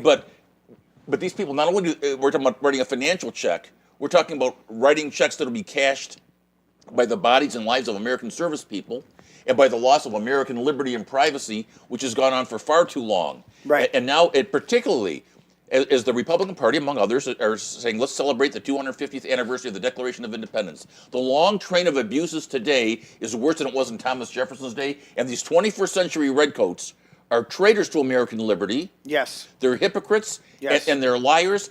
And the fact that Mark Levin cannot comment, even today, what he said about Ann Coulter, the verbiage he uses applies to him. Yes. He's pointing a finger, well, four fingers are pointing back at himself. Yes. Isn't it amazing? Huzzah! Dude, that was awesome. He's getting count for the fest. You know, that's worthy of a rant on Tuesday night. And my button didn't work. I didn't hear it. Anyways, the computer wasn't on. But Dennis, Next time before you do the podcast, turn the computers on. Pro tip. you know, there's a button over there that I can't even The on describe it. switch? Now, I found out when I unplugged that system over there, it mutes everything, and you have to go back and turn it on. That's why we didn't hear the bumper music when I first started. Anyways, but Dennis, this is beautiful because those people, their viewerships, they just laid off more people at Daily Wire. Daily Wire. They just laid off more people. Mark Levin, I mean, he probably gets the same amount of people tuning in as we do, and I'm, doing this as a hobby in my backyard. So but these people are pontificating ideas and thoughts that you sit back and go, what are you talking about, man? You guys were against Trump, and now he's fully embraced you and rejecting all the people that supported you 100%. I know Gypsy Magic, you said MTG, but he's pointing out, Marjorie Taylor Greene. She was one of the biggest advocates for Trump all the way along, and yet she was called Marjorie Trader Greene. You go, dude, where's your ego at? Put it in check, because the people that supported you so wholeheartedly, you have abandoned. And it's amazing to me that I'm loyal to a fault. You really have to piss me off or hurt somebody else that I love in order for me to kick you to the curb. And I'm going to kick you to the curb, and then I won't talk about you. I'm done with you. You ate up my time. You betrayed me. I'm moving on from you. We're done. But to keep going after people and to keep, unhinged.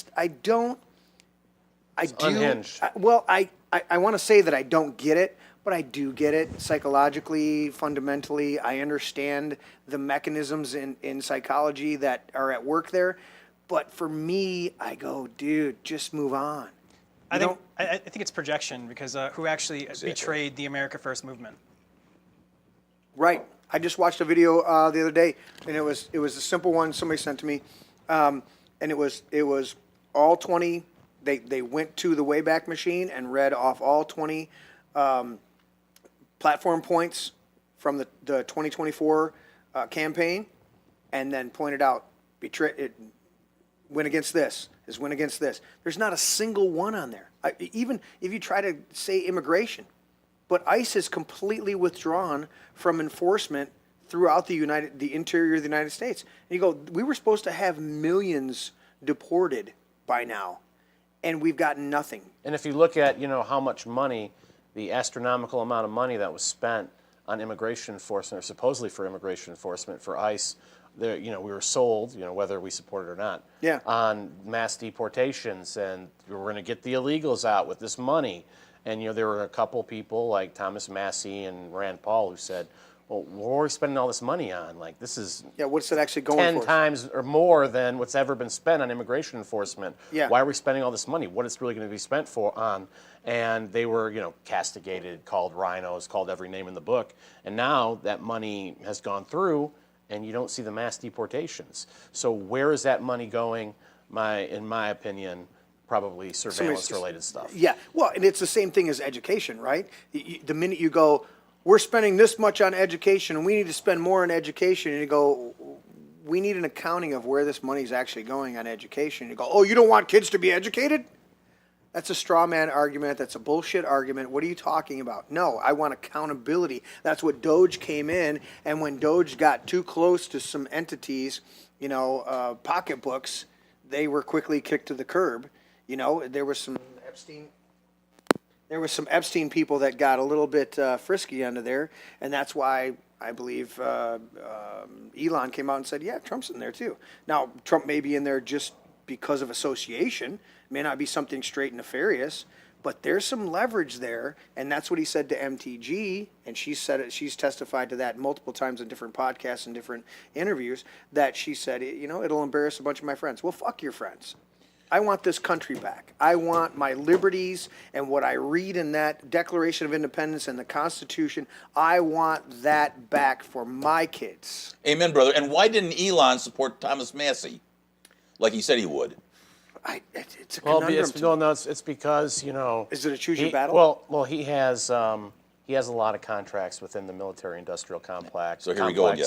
And the federal government himself. And if you looked at Doge, they were looking at a lot of the deals and a lot of the corruption and a lot of the waste, but they weren't touching those. Elon's stuff wasn't really looked at too much. And he did on some levels come out and say, well, fuck those contracts. If it's not going to work out for me, then I'll walk away from them. That's what he said. But at a certain point, that's the story. He's sticking to it publicly. Well, but at a certain point, you can't walk away from everything unless you're willing to just become a complete pariah and go bankrupt, because you are feeding from the tit.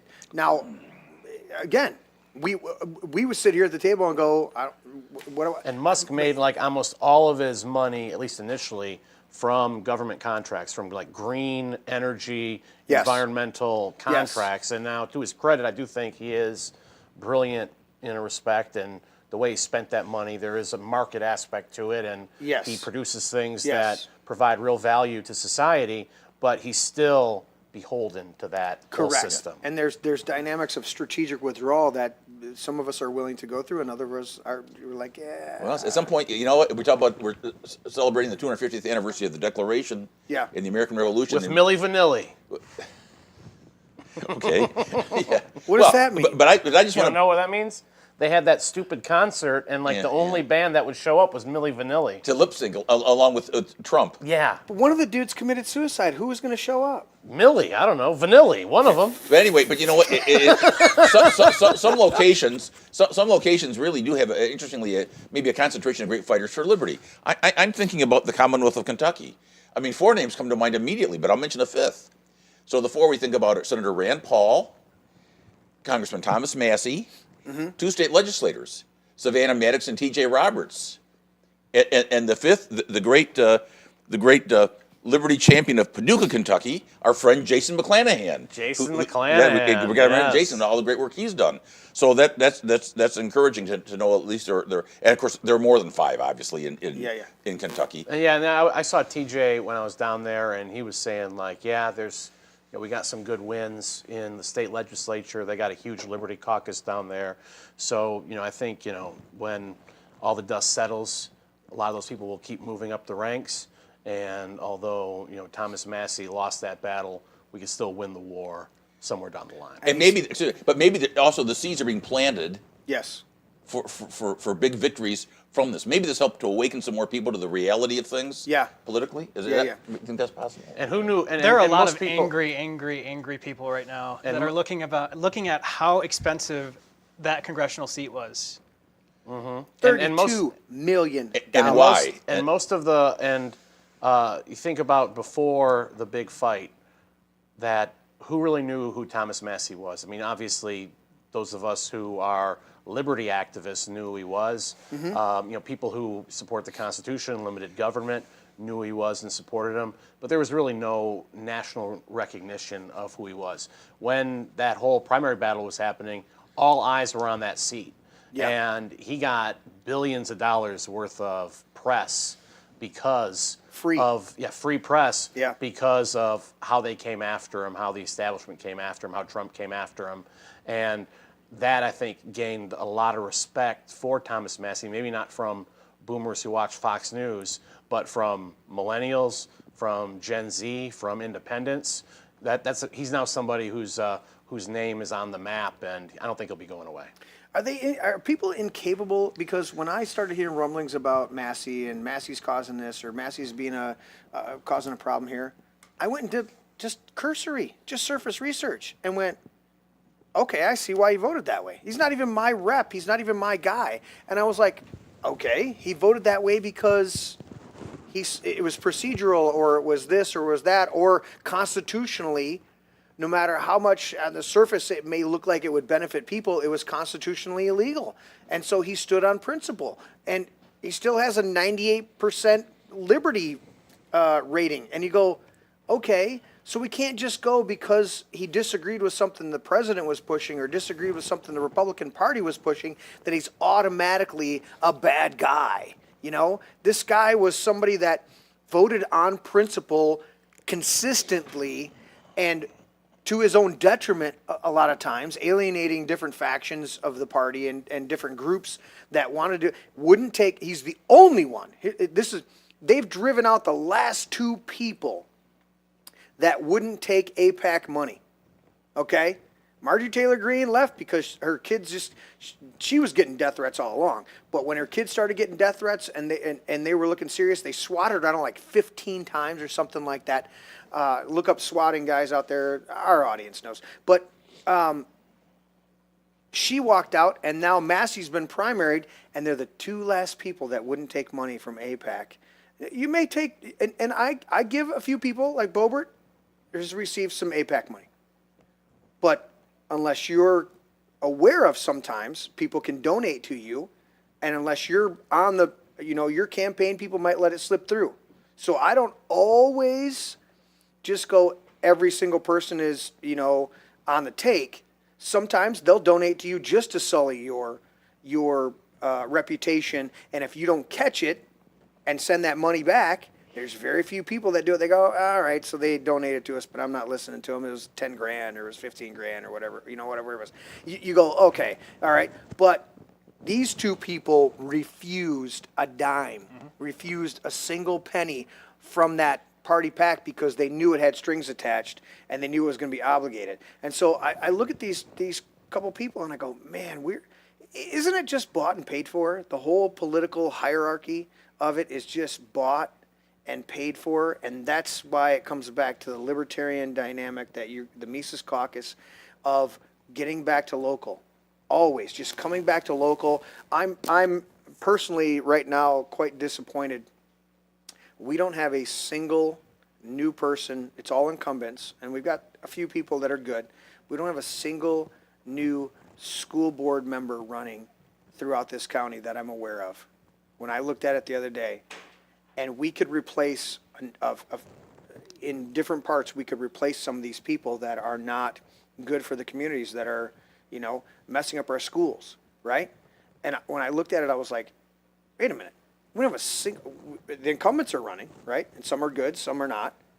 We don't have a single, I'm like, this is local. This is what it means to be local. There are a lot of people. I've talked to people on the ground that vote Republican or Democrat accordingly. They see state and federal races as a existential threat to their worldviews. But if you ask them if they'd like to see a libertarian run in their backyards for school board, for city council, that kind of thing, Yeah. they would love for that to happen. In fact, that happened in Taylor. Yes. One of the people from my affiliate, I'm the chair of the Libertarian Party, Wayne County. Somebody from my affiliate actually got on the city council, and I've actually spoken to those people, and they were actually very happy that this happened. And a lot of people from Taylor that I've talked to since are happy with the work that he is doing. Mm-hmm. If we spent more resources trying to accommodate that, Yes. running local, identifying candidates to run locally, getting them the experience to continue to work upwards while trying to find new people to take their place as they leave. Yes. You'd see a more immediate impact in people's lives, Yes.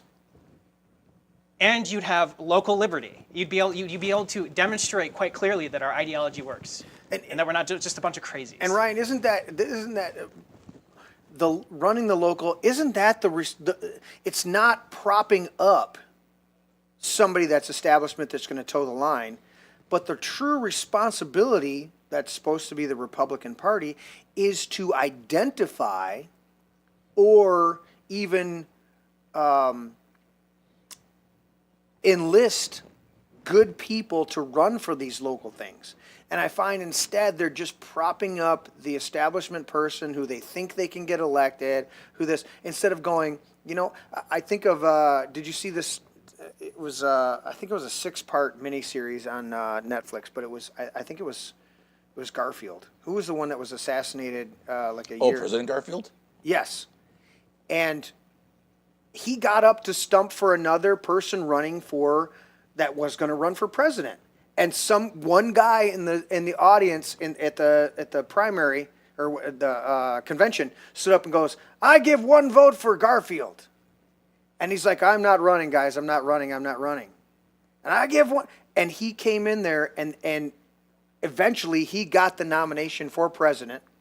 And then they put up next to him his successor, because he was assassinated, who was anything but what they wanted. And because of the way that he saw, the miniseries is phenomenal. Because of the way that he saw Garfield running, he flipped completely on all of his political allies and said, "No, I'm going to carry forth the Garfield presidency and do my best to honor what he was trying to do," because he was a guy that didn't get up there to run, but the people there began to recognize that this is the guy that we need to be up here and be president. And so I look at some of those huge, that dynamic, that aspect of going, wow, why are the parties not identifying people who are the most reluctant, or not the most reluctant, but reluctant, but would be the best leaders, would be the best representatives, and going, you know what, I know you don't want to do this, but serve for this 2-year term. Get in there and do it. Because that was the sentiment, Dennis can testify to this, that's the sentiment of what our founding fathers really believed was, they didn't go straight Greek, Greco-Roman, of where you had the chips out, the stones out there, and everybody in the community had to pick a stone, and if you picked the stone that whatever color it was, you were obligated to serve the community for the next couple of years, right? They didn't go straight republic. They went representative republic, and they said we're gonna ask people to step up. And our founding fathers recognized we want people who voluntarily step up to represent, but we want them to be of a position to where they don't make a career out of this. That they come up, they serve, they represent their community in whatever level it is, whether it's a trustee in a local, or whether it's a representative in state, or whether it's a representative in the federal government, whatever it is, they serve, and then they go back home and they do their entrepreneurial or their business, whatever it is. but they're not a career politician going to this. And so that's why coming back to this local, constantly coming back to local and finding these people that are willing to step up and serve, but they don't have to. The career politician, he has to serve. Unless he's made some backdoor deal where he's going to get a cushy CEO job at some other place. Time to become a lobbyist and really cash out. Exactly.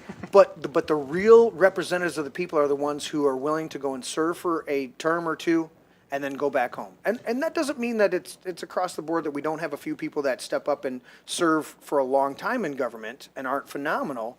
But the vast majority of people who step up and serve and then go home, those are the phenomenal ones because they know. So, two things. One is, of course, George Washington.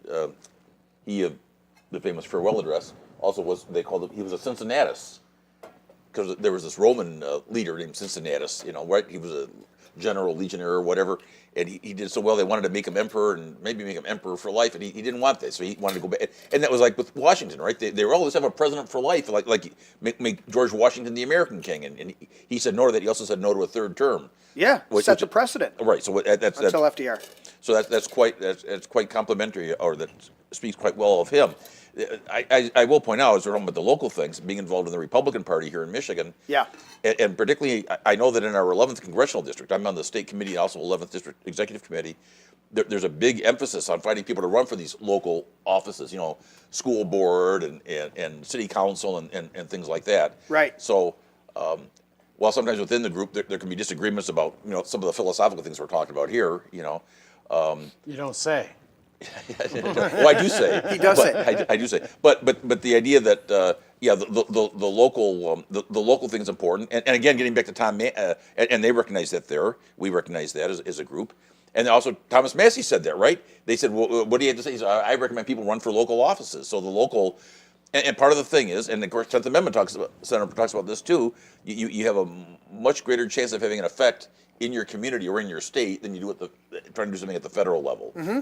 And we saw what happened to Massey. He's working at the federal level, and right. It's heroic and it's not easy, but the odds are against it, and the big money really flows in. It could happen at the state level too, but so that At the local levels too. You're seeing communities left and right coming together, rising up against data centers. They are getting them to either be postponed or canceled in many different areas, and hopefully that can build a lasting coalition that can kind of springboard and move upward into politics and fight back against the top-down pro-corporate agenda that's coming out. Your movement is only as good as your grassroots organizers and the people in that grassroots movement. And a lot of times they're not, the cool thing about the local races, a lot of times it flies so far under the radar, they're not even paying attention to them.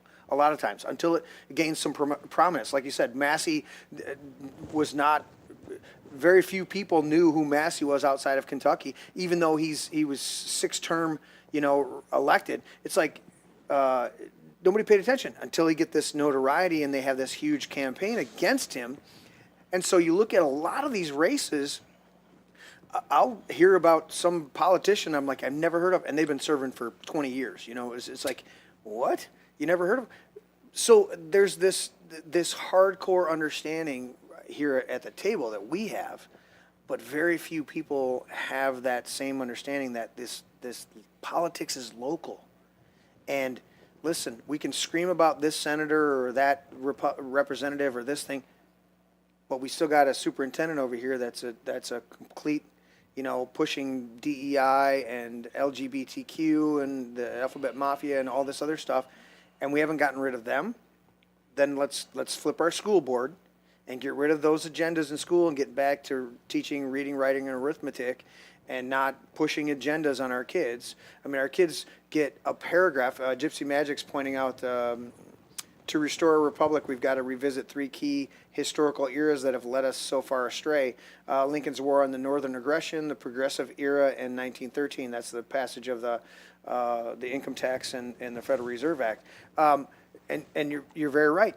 And the last time I checked, I haven't checked recently, but the last time I checked, there's a paragraph in the average high school history book. There's a paragraph on Lincoln and the Civil War. Okay? There's a paragraph. So I'm like, what are we teaching our kids? I was fortunate enough the last 3 years of my high school to go to it was they had their own religious agenda, but it was a Christian school, okay, and they focused heavily on actually teaching history, on actually teaching us critical thinking, on actually teaching us those 3 R's, right? Reading, writing, and arithmetic, as you would say in the South. But it's we've lost those agendas, and it's like how well are you going to be able to push some globalist or establishment candidate when you're actually educating your kids? I know schools are, I'd rather see kids homeschooled or one-room schoolhouses where there's no hierarchy, but there's the older kids teaching the younger kids. I would love to see that return to us. But as long as we've got this system, let's maximize it. Just as much as they've taken over and they've maximized, we can do that too. We can get great school board members in there that are part of the community. Part of that, Jocelyn just graduated today. The ceremony was today. And I'll tell you what, that community, that school, they still have a few of the agendas and some flags hanging here and there. But I'll tell you what, that ceremony and what came out of all of the faculty and the kids that got up to spoke, the salutatory and the valedictorian, was positive, was to the point of almost all of them, to a person that got up and spoke with a speech, said, know yourself, be genuine to who you are. You have every opportunity in the world to pursue whatever career or life that you want to go for. If you want to go into this or you want to go into that or you want to do this, you have every opportunity. It was one of the most positive, uplifting events that I've been in the midst of the lockdowns, in the midst of the agendas that they're pushing in school. I watched all of these kids to a person get up and speak positively over their classmates about you have the opportunity. And it wasn't fluff. It was realism. You're going to face hardship. You're going to face things, but be true to yourself. There was this one kid, he's a drama major, and William knows him. He was asked his freshman year to use a word that defined with the first letter of his name. Use a word that describes you. And he said, and he gave this beautiful speech. He said, the word I came up with was gregarious. And he said, I didn't even know what it really meant. And he said, by the end of my school year, he's graduating, he says, I realized the true word that I needed to use was genuine. He said, because I wasn't gregarious. I wasn't that, but I thought I was, and I proclaimed it. And he said, but I figured out who I really am. And he says, now, if I'm going to use a word that uses the first letter of my name, it's be genuine. And he encouraged everybody there, be genuine, be true to yourself. And I just found that so powerful. And I find that in these different movements, the ones that rise up and are the true leaders are the ones that are genuine. They're the ones that are true to themselves. But they're also marginalized sometimes. And I want to, it's like, you don't have to work at being a leader. You have to work at your leadership skills. If you're a leader, you already have that innate gift within you to be a leader. People are going to follow. You turn around and go, why are you following me? You have to hone those skills. You have to learn to not be a little bit harsh with people, right? You have to learn to be gracious. You have to learn to befriend versus winning the argument and betraying. And so I look at these different movements and I go, how do we get people in these places to be genuine? It's so difficult because you can believe in an ideology, but what's at the core? Does that make sense? It does. You know what? You made a great point. You make many great points, Jeremy. And you're talking about like in the schools. Thank you, Dennis. You're welcome, sir. The government schools fail so miserably. So I want to mention 2 wonderful educational opportunities for people. Yeah. One is the 10th Amendment Center. Yes. So people should go to their website and their Twitter X site and Facebook too, and watch the videos, read the articles, and also if you at Twitter X, you'll see Michael Bolden and the others in the 10th Amendment Center. They're on fire for liberty and really fighting the good fight there. Yeah. And the other, and a lot of they go back like the American Revolution and that sort of thing, and all these foundational things that they talk about. Mercy Otis Ward and James Otis Jr. and you get all this stuff is great. Yeah. And then another thing. We're talking about the Mises Caucus, the Mises Institute, the Ludwig von Mises Institute. Yes, and we've covered that before in previous shows, but that's the focus tonight. Yeah, right. absolutely. So economic education, but also historical, and particularly regarding the Lincolnistas and the counter-revolution, Lincoln's violent counter-revolution in the 1860s. So Tom DiLorenzo and Tom Woods and Ryman Macon with Njiro and Joya, and there are others, probably Ralph Raico, but I mean, you could read what these people have written or said, and you drill a lot, and you say, well, holy smokes, this is not at all what we hear. We should hear a lot more about it, and we should hear the honest things, and the vast majority of what we're taught about it is either lying by omission or in many cases lying by commission. Yeah. And of course, one other thing is not really tied with this, but if you want to just read about the Civil War itself, I have to admit, Shelby Foote's Civil War trilogy is outstanding if you get to read that. Okay. But getting back to but the principles that animated a lot of these things, the 10th Amendment Center and the Mises Institute both have tremendous resources Right. for that. And it's not so much of an agenda. I don't even want to call it an agenda. It's just information. Just putting out there, letting you read it. It's an agenda to learn and to find out. Being Inquisitive. I find that with Grand New Party, I find with what Ryan's doing, with what Dennis, you always talk about, and what I'm trying to do all the time on the show, is not dictate thought, but interject ideas so you critically think about them, and then form your own ideas. Now, It's having a conversation, having a dialogue. Exactly. And I think that when you do that, you will come to a similar conclusion to what I have, or what Shane has, what Ryan has, what Dennis has. But it's getting the information out here, and the conversation is what it's about. I study the knowledge of the tree of good and evil, right? And they went to the tree and they ate of it, right? And then their eyes were opened, and this whole Genesis 1, 2, and 3 dynamic. But the reality is it's because we're supposed to experience it. It's the friendship. It's the community. It's like I can walk over and I can just eat of that. Well, that's book knowledge. That's whatever knowledge it is. But when I experience you and you and you, and Dennis, we're sitting here having a great conversation, and you're like, listen, if you want more information beyond our conversation, go to these websites and you can read it for yourself, and then get together with somebody and have another conversation with them, because that's where the human connection is. And we've got to continually get back to human connection. Thank you. And two more names I should have mentioned about this education. Dave Benner, who you've met. Remember, he was at the Grand New... Yeah, Dave Yes. Benner is great. Okay. He spoke at the Grand New Party event. Yes, and he all this historical stuff included. He just wrote about. He's got a book about Thomas Paine, A Lifetime of Radicalism. Yes. But Dave Benner is a wonderful fellow, and Jim Bovard, the great James Bovard. He's written some historical things that are very good. Also, many of the current issues of the day and the recent. So things having to do with like civil asset forfeiture and the highway, literally highway robbery of that, and the transportations at the TSA and how they molest people, and that's terrible. And the surveillance state and some of these war situations that are so bad. So those two guys do great work. And the other thing.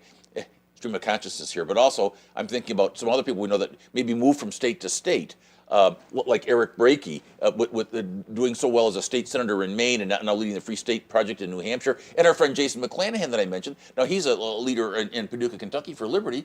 And he had success in Michigan's third largest city in Warren. He was the president of the Planning Commission there in Warren, and so that was a really good thing. And Jason's really a wonderful fellow, and the fact that he was able to do that there, and now he's doing his work in Paducah, Kentucky, after being in Warren, Michigan. That's all very positive. I hear that Eric Brakey is going to be at Midwest Peace and Liberty Festival this year. Oh, I've heard that as well. Porkfest Midwest, baby. Well, let's advertise that. You've got we some don't need flyers. Porkfest. We have Porkfest at home, okay? Oh, okay. But to your point, I feel like we have a bunch of people who are absolutely traumatized. Trauma just being like a rewiring of your nervous system. Your nervous system keeps you alive. It looks for threats in your environment, keeps It's you literally from... a term, trauma-based mind control. Yeah, so we have a bunch of traumatized individuals that think that their only recourse is to go to the ballot box every 2 to 4 years to try to get their needs met. Yes. It's a very human thing to suggest that I would like a return to helping other people get their needs met, and I don't think that's altruistic. That's not a sacrifice in my estimation. I have a lot of friends that lean on me, and they're really disappointed, or they feel like it's knocks them down a peg. But I disagree, because I'm not sacrificing anything by helping out a friend, because that friend's going to help me out. That's a selfish experience in my estimation. It's what do they call it? I'm blanking on the. Mutual benefit? That's not mutual Paying benefits. it forward. It's paying it forward, but it's The opposite of that? You're looking for the opposite rational self-interest. Rational. Okay. Enlightened self-interest. Yeah. Rational Well, self-interest. That's whether a you- Randian quote. I always couch it in this. It's whether it's Scripture would call it the law of sowing and reaping. You sow into something, you're going to reap something. That's Galatians 6:6. Dennis would know that. Whatever God cannot be mocked. Whatsoever a man sows, he's going to reap. But we call it karma. We call it. There's a number of other phrases that we call it. The reality is when you sow into other people, you're sitting here in my man cave because I have taken in other people and blessed other people and not gotten paid for jobs in the past and taken it on the chin for different things and just kept going, you know what, Lord, no matter what, you're my source, you're my supply, and I believe that I've sown into good ground, and then I get to sit here in my big space because of that blessing, that return on it. And people don't see that as a tangible. They see a direct, well, you owe me that $10.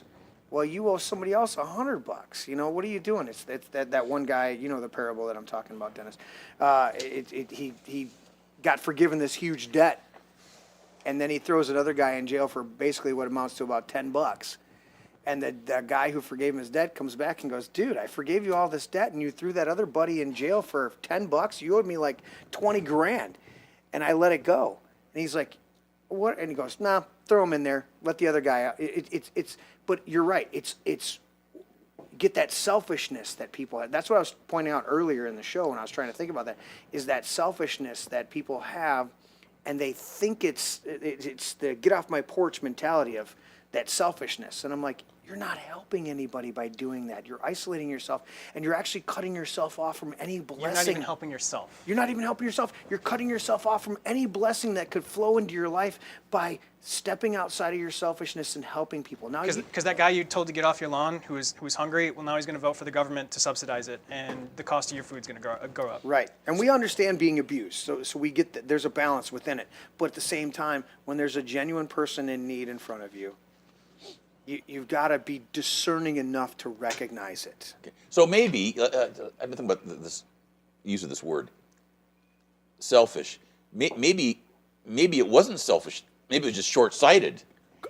Yeah, Okay, we can couch it how we want. Yeah. But because like what Ryan said about self-interest, okay, so enlightened or rational self-interest. Yeah. And I think the word maybe Ayn Rand, right, the virtue of selfishness, but maybe this word has either been misused or mischaracterized. Because if it's not, so there's mutual benefit. I mean, like we watch Will Trent or whatever. And there's he says he's trying to be of service. So he was going to be of service, all right? Yeah. But being of service to others in something that was really important was also beneficial to him. Yes. And it made, in this case, it wasn't like he was going to get some financial reward, but there's other rewards. It could be, internally, but all sorts of things that could come from it.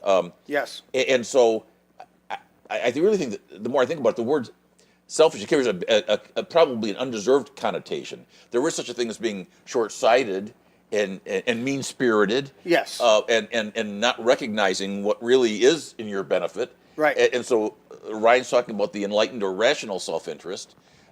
Well, so helping others helps the helper too. 100%. And so again, and then somebody say, "Oh, well, you didn't get any money for that." But some of these people that will say this will be the people like the socialists or the communists that and that sort of thing, and just say, "Well, you attack us for being all profit oriented." And what we're pointing out is your self-interest and you can benefit from or profit from an experience. And you may not get an immediate financial reward. So the other thing is, talking about Austrianism, right, in Austrian economics, time preference. So, like if you want immediate gratification, that's high time preference, right? And so Mises, one of the things he talked about, it's important to have low time preference. Mm-hmm. In other words, to be willing to invest, and your investment could be financial, yes, or it could be in terms of your time, learning a craft or a trade or something like that. Yes, right. Raising well-rounded kids. Yeah, but sowing the seeds for future success, or as they say, the statesman is a person that will plant the seeds of trees that will not reach full maturity during that person's lifetime, but will benefit future generations. So all that sort of thing. Well, we know that olive oil or olive trees are like that.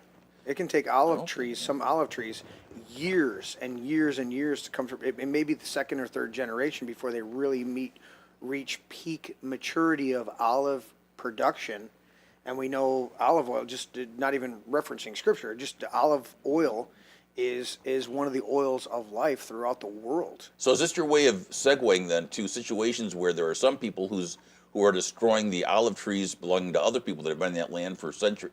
I wasn't you going weren't there, going there? Okay, but okay, I agree all right. with you. But I think about this. This is one of the lessons that the Lord keeps teaching me. Is your grandkids run around and they destroy this, they mess this, they do this, and there's a balance in it of correcting them and making them accountable, and then the Lord saying, you're being annoyed by them and they're being loud and whatever. Would you rather not have your grandkids? And I go, no, I love my grandkids. Okay, then find a balance. So when they're out here messing around, I go, okay.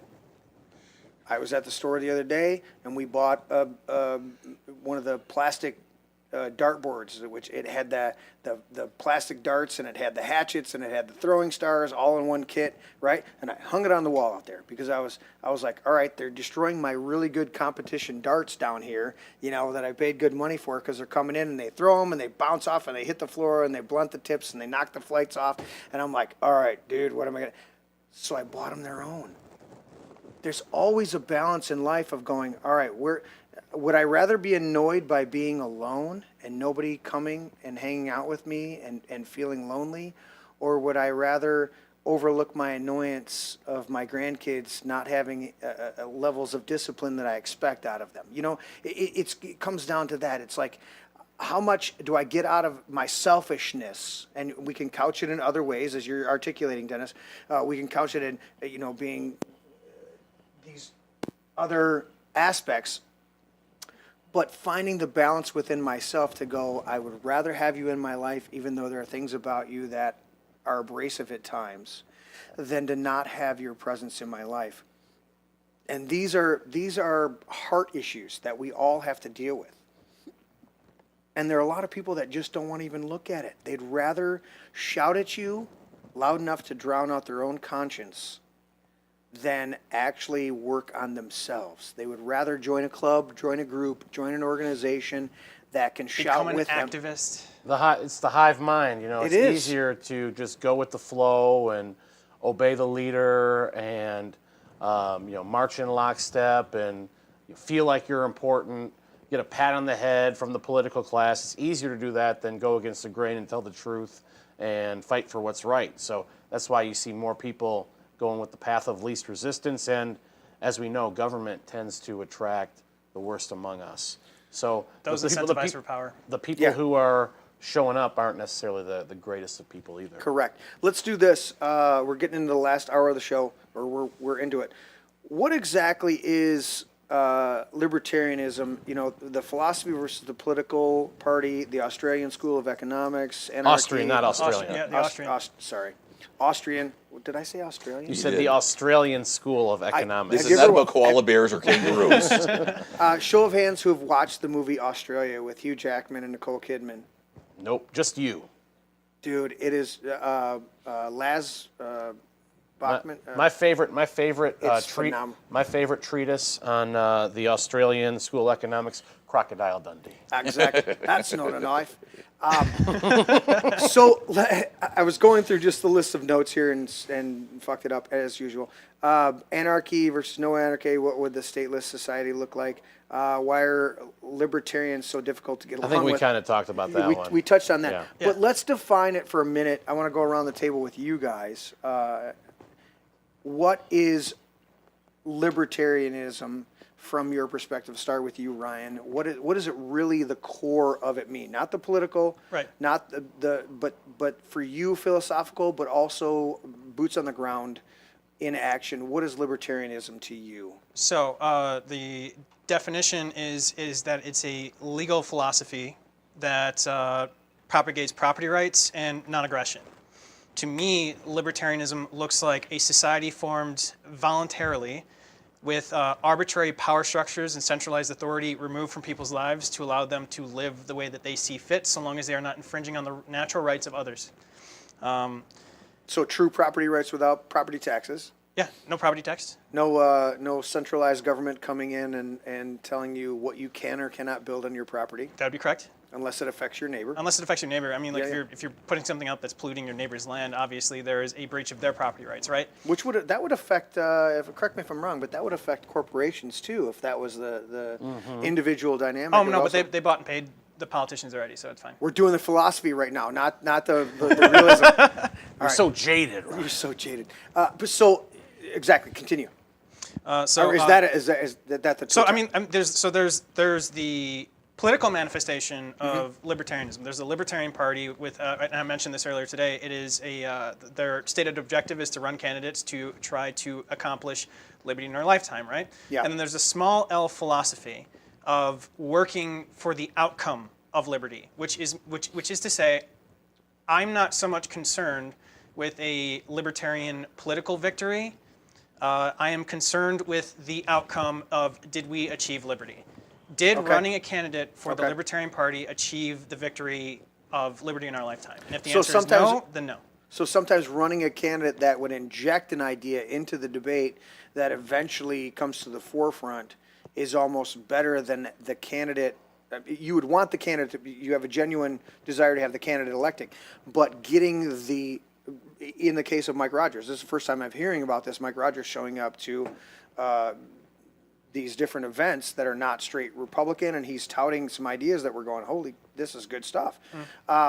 That's a good thing if we can just Yes. change the dialogue, change the Bad conversation. thing would be if we ran a candidate against, say, somebody like Representative Steve Carra, just to run a candidate for liberty, despite the fact that Steve Carra votes no for government intervention more than any of the other Republicans do, if I'm not mistaken. By far. And the Libertarian Party will often run a candidate, even if the Republican in that seat is very free market, believes in the non-aggression principle, votes right all the time.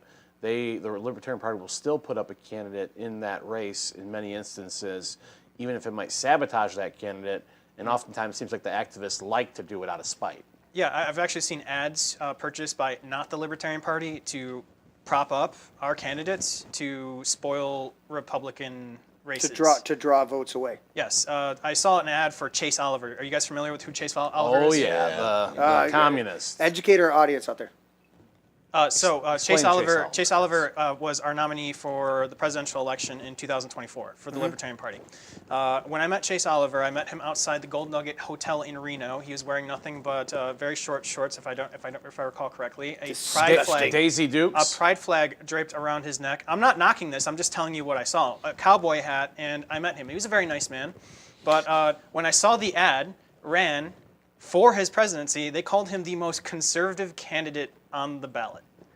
In Daisy Dukes with a pride flag This and a very cowboy hat? progressive individual, and I'm not making a judgment here, but he was, we'll talk about the convention thing later, but he said under no circumstances should a man hit a woman, only to go onto Twitter the next day and say that gender is fluid, gender is binary, not having an actual truthful or factual definition of what a man or a woman is. And this It's is who quite the interesting. He was the Libertarian nominee. Party- And this in is who they were 2024. purchasing ads for, touting him as the most conservative candidate, despite the fact that he's an incredibly progressive man. Wow.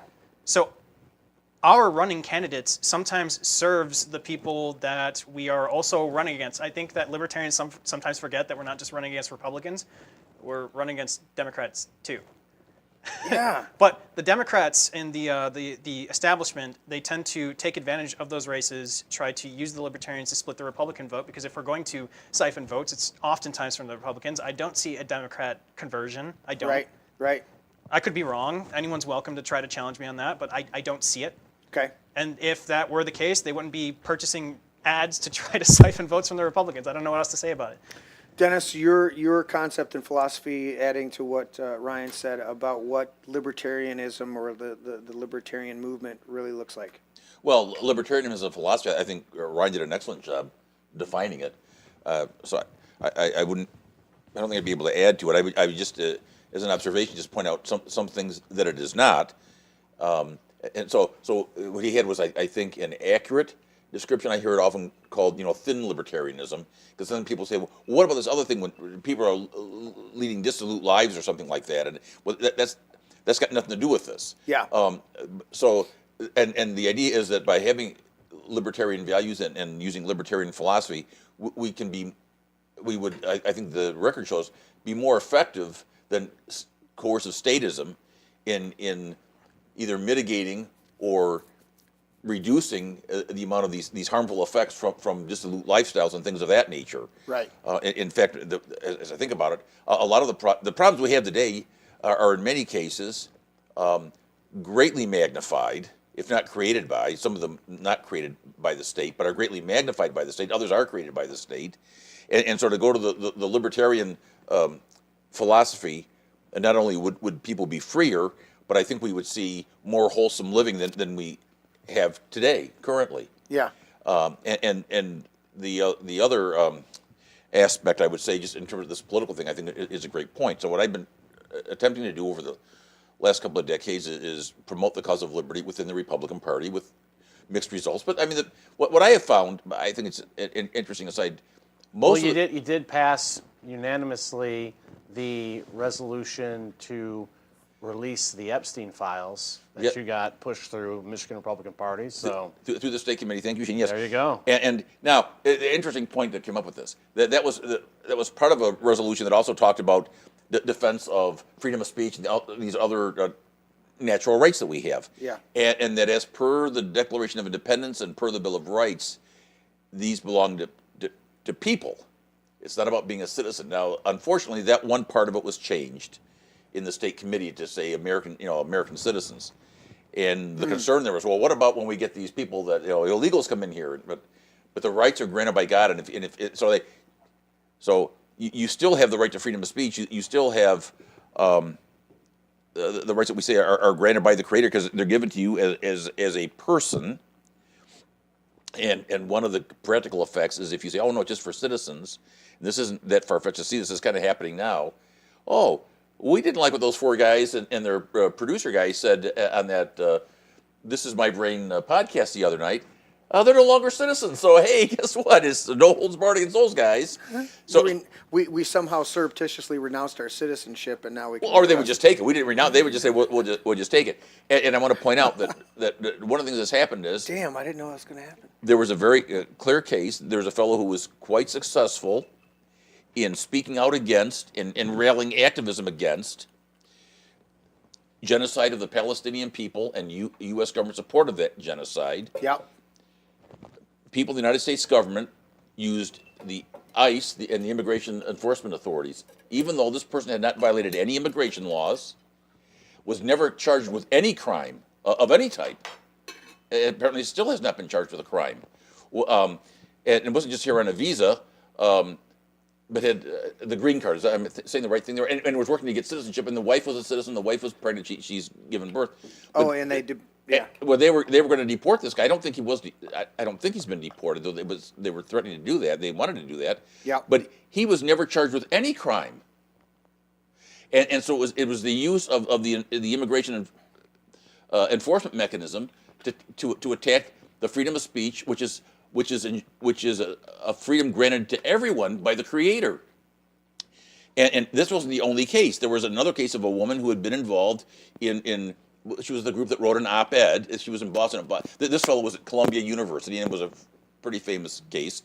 And then this woman was at Boston University, and they were doing the same thing to her. And these people come up to her, and they didn't even know who she. I mean, so they will come up to somebody and to look at them. You can't tell who they are or what they're about even. And there was no under our legal system, there was no reason that person should have been detained or restrained. And again, there was no crime committed by this one. But these aren't only two examples, but there's a bunch of them. But anyway, the thing that Shane was referring to, I think, was at least a victory to some point where it got people thinking about it. And again, what I've noticed with people within the Republican Party that I've dealt with, the vast majority of them, again, if you go on the issue thing, like we talked about these natural rights, and the one very important point is somebody said, well, we just changed the Bill of Rights here in this thing because of going to citizens, But the rest of everybody, that works for me, and they wanted to know about the Epstein thing too. Everybody would agree with that. We need to know what's going on here for a whole lot of reasons. Right. Okay. And there have been a couple other resolutions I've been able to helped get through in the state committee level. But what I found, just in talking to people in general within the Republican Party, again at the grassroots, if you separate out the name of a candidate or a political party, just sit down. Well, what do you think about this idea? You know, it's interesting how much convergence there is among people who would self-identify as Republicans and others who would self-identify as Libertarians or Libertarian Republicans and that sort of thing. There's a lot of convergence. A couple areas where maybe they see some things differently, but most of these people I think would be open to hearing about it. So it's not as if. So you're saying we're not as divided as they say we are? Well, and their own stated principles We're are not. well. The own stated principles of the Republican Party. We support the Constitution. Yep. We support limited government. We don't want big spending. All these things are inherently libertarian, and Yep. you know a lot of them hold people like Ayn Rand or Hayek or Milton Friedman in high regard, and promote free markets and all these different principles that there should be complete alignment between all libertarians and Republicans, and yet there is not. Right, and by the way, the Federal Reserve, which the great Ron Paul brought up, a very important issue, Yeah. really the linchpin of tyranny, right? Right. Because they couldn't tax people for all these wars of aggression, for all these invasions of our privacy and destruction of our liberty, Right. and get away with it. So they got to use the borrowed money, the cruelest tax of all, the tax of monetary inflation and dollar, currency debasement. Yes. I think the vast majority of people that I know within the Republican Party sit down and talk and either would agree with that or, well, explain that to me. They'd want to know, and then you explain, well, yeah, I agree with you. Okay, that.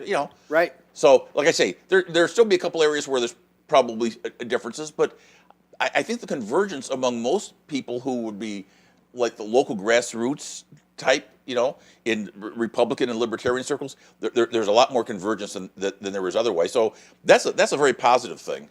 It is. It is. To consider. And the last thing I'll say about that is I did hear from our district chair, she was giving a talk about going out, and so the point about her talk was bringing people to the Republican Party and what we stand for. And as she gave it, I said, I think I've heard the same talk, and it might have been Tom Woods that had his talking points, and I'm not saying that's where she got it from, but it sounded so much like, I've heard, okay, this is libertarian, when you try to bring people, explain what libertarianism is, here are some things that a lot of people would agree with, and it just makes sense, and some of them being the pocketbook things. And so again, I thought to myself, you could have said, I want you to be, I want to explain why you should be a libertarian, or why you really are, even if you don't know it.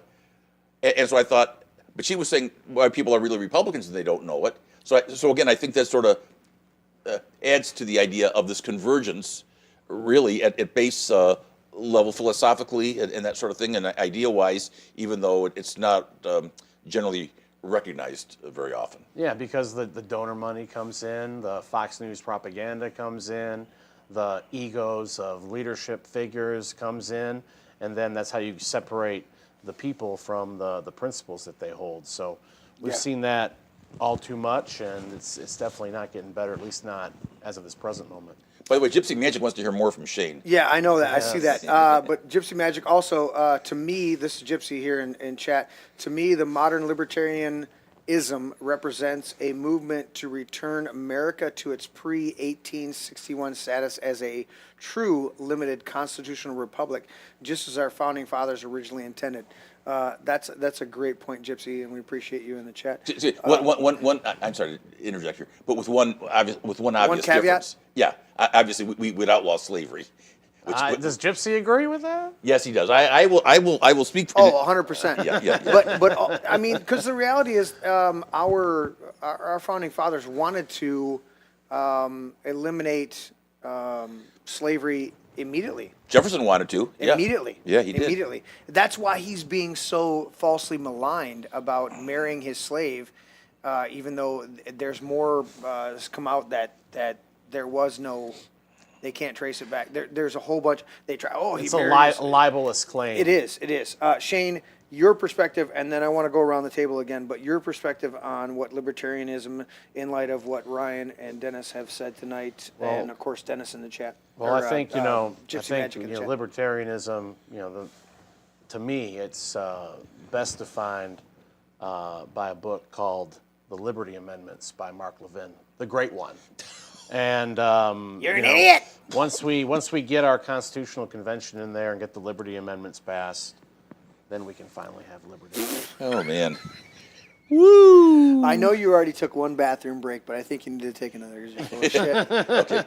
Yeah, sarcasm alert. No, I mean, Sarcasm they, alert. and look, they handled it well. There's actually a really good from the late great Robert Wenzel.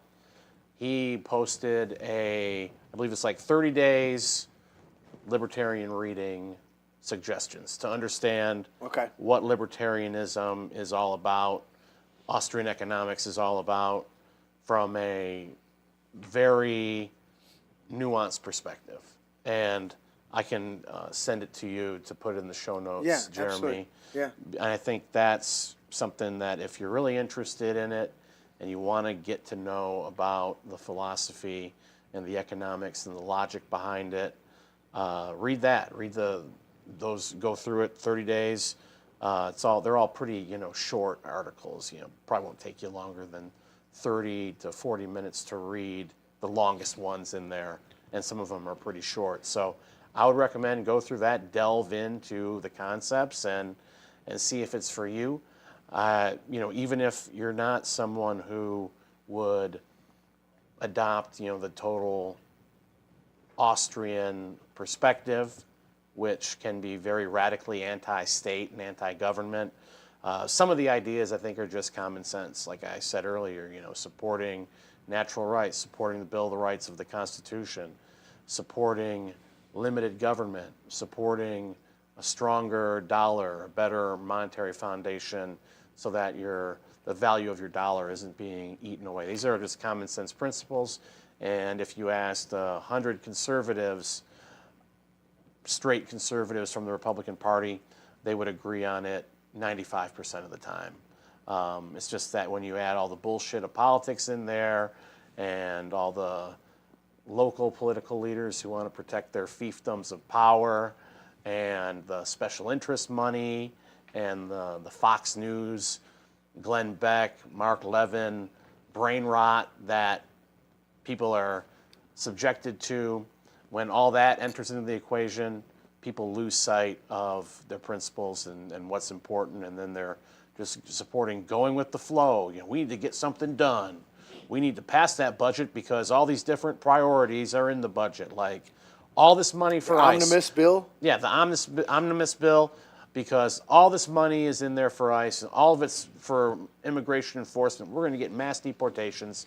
The money gets passed, and where are the mass deportations at? Right. They're not happening. Right. So that's just one example out of thousands of examples of the old bait and switch, because they just want to get you to go along with the program, and once they get you to capitulate, next thing you know, the second capitulation will be easier.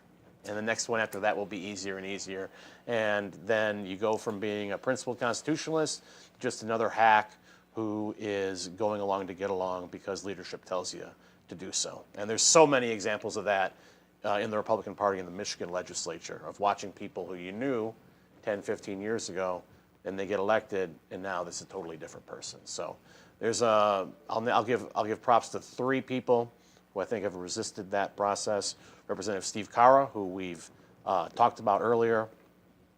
Ron Paul guy. When's he coming on the show? He needs to come on very soon. Yeah. Ron Paul guy, principled, understands the Austrian economics and the philosophy of liberty, maybe more than any He's still lawmaker. doing his podcast.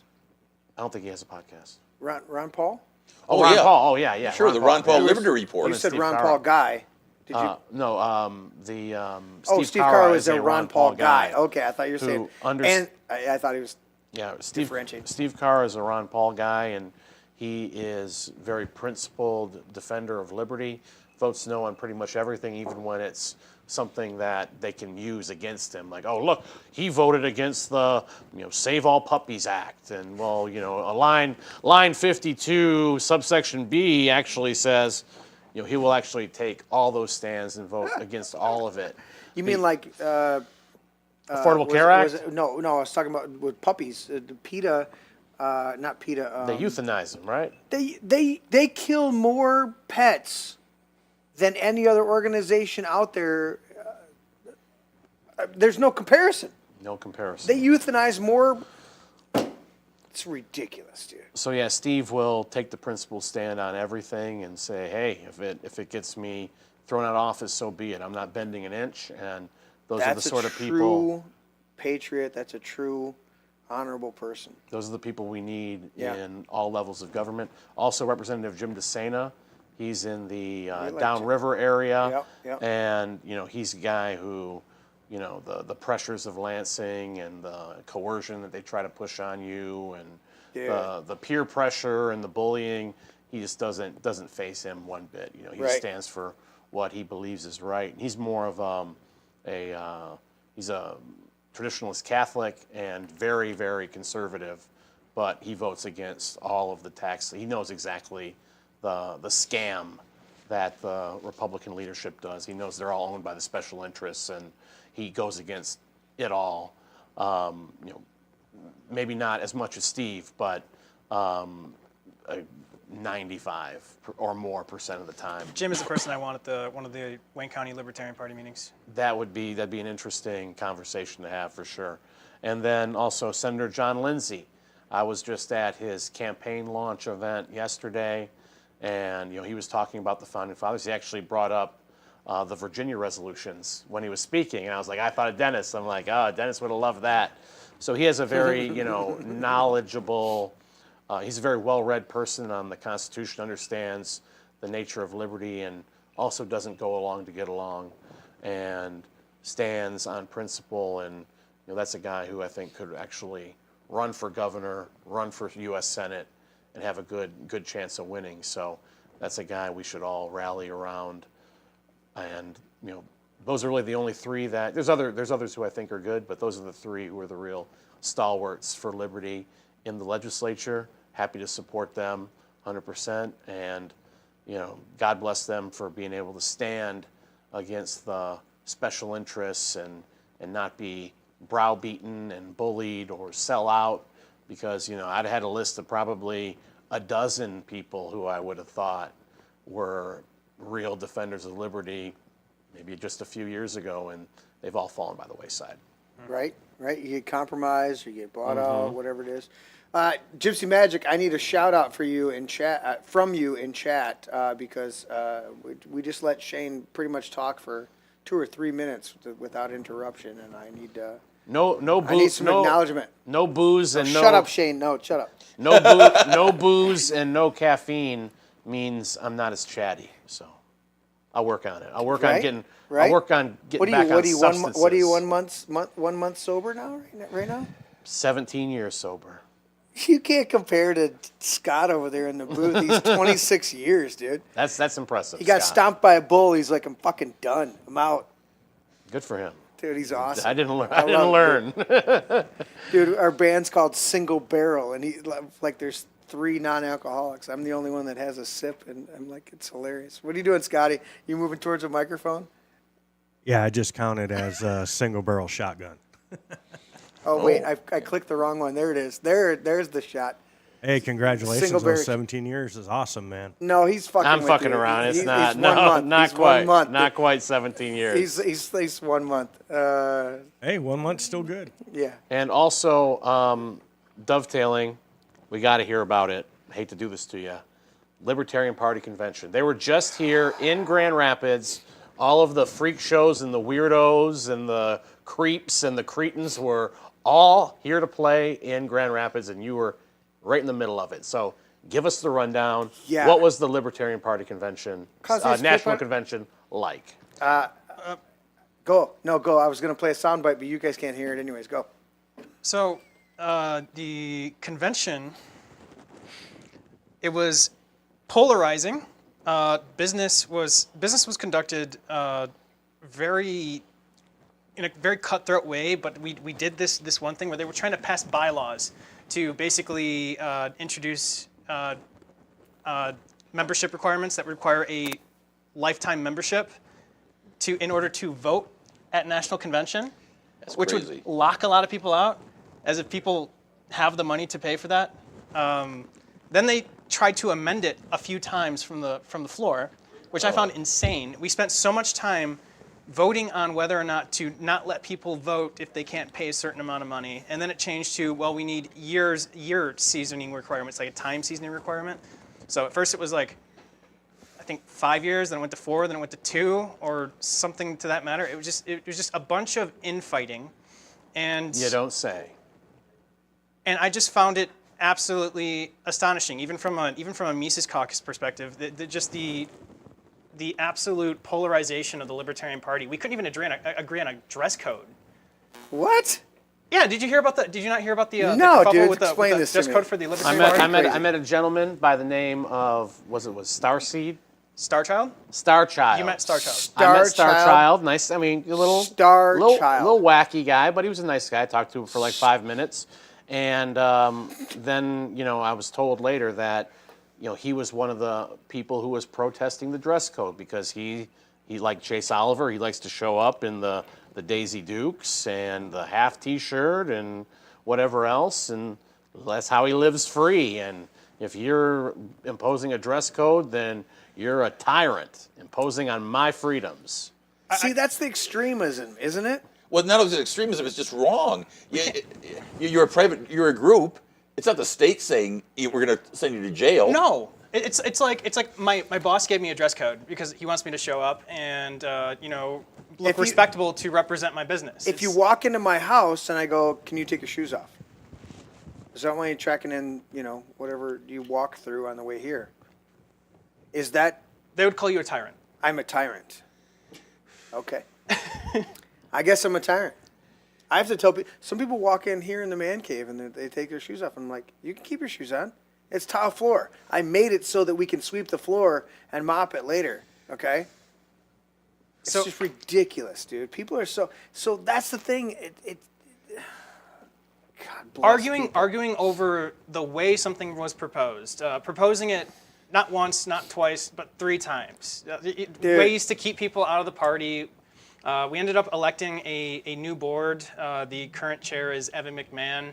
I'm sure you've heard. Not related things. to He's another. To the WWE people. No, he's another like communist. I remember seeing a. I wouldn't call him a communist, but he had a picture he's of like a checkered past. He had a picture of like him in a mask saying "Submit to the vaccine, save lives." That's him, right? Oh. That's an interesting look for him. I know him personally. I actually like the dude personally. I mean, I'm seeing a bunch of things that I don't like nowadays. Is that true though? Am I right that he had the vaccine thing? No, Or he am had I a getting mixed up? campaign. The one that I saw was a campaign. Basically, it's like save lives, stay the fuck home, or something to that effect. Oh, okay, so not Okay. that extreme. No, we didn't he go- wasn't we didn't go- advocating we for didn't go- jabbing people at gunpoint. I don't want to trash him We didn't too go straight. much. We didn't go straight but he's into definitely- making sure that everybody wears a mask and gets the jab, because that is the most appropriate thing to make sure that everybody's safe, no matter what's going on, no matter how it happens. You should get the jab, no matter what. That's your Fauci. No, that was my. Evan McMahon. You're Evan. Man, you do the best Evan McMahon I've ever heard. Damn. You know what? You I nailed the Evan I McMahon. failed so bad at trying to do Mark Levin's buddy. Oh. Who? What? Mark Levin's buddy, Ben Shapiro. Oh, Ben Shapiro. Oh yeah. He talks you so gotta- fast, he just wants to make sure that you understand that he knows more than you and he's smarter than you, and no matter what you say, he's still smarter than you. No matter how articulate you are at articulating your point, no matter what you say, he's still smarter than you because he's parts juice. Yeah, and he proved it when he tried to hit that punching bag. Have you seen that video? Oh, what was Did that? it fly back and hit Yeah, him in the yeah, face? yeah. He like he was in law school or something. Somebody videotaped and they share it from time to time. Yeah, the punching bag knocked him out or knocked him down Dude. or something. Between Mark Levin and Ben Shapiro, I just can't take him. I Ben- can't, So, dude. Yes. And Lindsey Graham. Ridiculous. I mean, Back to the the convention. long story short, the convention was essentially revenge, like the Empire Strikes Back. We had a lot of people that got angry with the Mises Caucus. Honestly, we overpromised and underdelivered because the Libertarian Party, when we're promising hundreds of local candidates, but the infrastructure just isn't there, and the people that Right. we're taking the party from Right. want nothing to do with us, and we're just left holding the bag and all that good stuff. Well, there's one thing to be said where it's just like, yeah, that's bad, but maybe we should have been a little bit. I like. Well, you live, you learn. I like to. I mean, you guys, when you guys got in 8 years ago, you guys didn't really have any experience. Right. No, I You know what I certainly, mean? I So certainly did yeah. not. So you're taking the bull by the horns, and You did the best you could, and you achieved real results. A lot of these people who are against you hate the results. They hate the fact that you were able to do anything. You were able to work with anybody. Yeah. And, they were sharpening their swords against you over that. How dare you connect with people we don't like? Well, we did end up growing the party in that time frame, but growing the party, excellent messaging. I think we built incredible coalitions. Defend the Guard is one of them. Yes. We also have, basically, now we have a means of getting political prisoners out of their cruel and unusual punishment, that sort of thing. There are many others. Yeah. But, Not just Tina Peters and the J6ers. yeah, but like we're a bunch of unpaid, organizers and volunteers. If we promise this huge outcome, it burnt people out, that's for sure. And I can understand why people didn't show up this convention. Yeah. And that's sort of what happened. There was a well-concerted effort on behalf of the people that wanted us to return to the old top-down approach, which is throwing noodles at the wall and seeing what sticks. Which that's not a judgment. That's essentially just me calling a spade here. Correct. Yeah. They showed up in force and they took it back. I found that if you take the noodles and you rub them in shit before you throw them at the wall, it sticks better. That's not right. We're just going to take pickles and throw them Dennis out the is window. like, I don't know how to respond to that. I'm gonna have to take your word I'm for it. tongue-tied for the first Dennis time in my Scott. life, said Dennis. I have no comment. I have no comment. I know there's cherry pie downstairs. That's right, With yeah. whipped cream. Yeah, it's Don't- just don't- the pie, please yeah. don't ruin my appetite I would for say, cherry I would pie. say the good things that came out of convention is that I got to see a lot of people that I haven't seen in a very long time. I got to bring more attention to the struggles of, again, I mentioned Rick Thalen earlier today. I was there just for a cup of coffee, but I met our mutual friend Mitch Connor, who put us in or tried to put us into contact with each other, failed, Yeah. and we just met randomly anyway. Yeah, and then he took credit for it. It's just like, no. No, it's totally by happenstance that this occurred. I often wonder about political organizations if they shouldn't take a lesson from the book of James, New Testament book of James, when it says, you boast and brag and say, today or tomorrow we're going to do this or that, when you should say, if the Lord wills, we will do this or that. It's like these, you talk about this at the convention, they made big promises and couldn't deliver, and that detracted from it. It's like, you know what, we're going to try this. But hubris often causes people to say, we're going to accomplish this. No. A lot of it's I think a lot of it's also enthusiastic. You hit the ground running. You're enthusiastic. Yes, I get Ron it. Paul 2012. We're like, we're going to take over the Republican Party. We're going to defend liberty. We're going to support the Constitution. And we're going to reduce the size of government. And then it's like, oh. And I get that sentiment, but if you lay out the caveat of, hey guys, let's get behind this, let's do our best, let's do this, there is a way to articulate that same enthusiasm or engender that same enthusiasm without the letdown when some of it doesn't come to pass, when you don't get it all, because you leave yourself Yes. the caveat of this is our agenda, this is what we want to accomplish, and if we have the right people that rally with us, we will accomplish it. If we don't, then we'll regroup and we'll come back stronger the next cycle. People can face that reality, but when you let them down, then they're disenfranchised, they're disillusioned, and they walk away. Organizers and what do you burn got? out. The people that are supposed to be fomenting the decentralized revolution, they walk away. So, and Especially volunteering. But here's the good news from convention is that the door wasn't shut entirely on our way of thinking. I think there's a better way to make the pitch for the Mises Caucus and the decentralized revolution, which is to say to actually meet people and do exactly what we were talking about earlier today. Okay. Instead of, as Dale Carnegie would say, kicking over the beehive and expecting honey, Right? not doing that and actually showing up. I know I'm the new chair of the Libertarian Party, Wayne County. My objective is to give people opportunities to actually make those connections, give people an opportunity to talk to people they would otherwise disagree with. Communication. Give people things to do, wins that we can Right. achieve, Right. and actual tangible evidence that what we're doing here is worth it.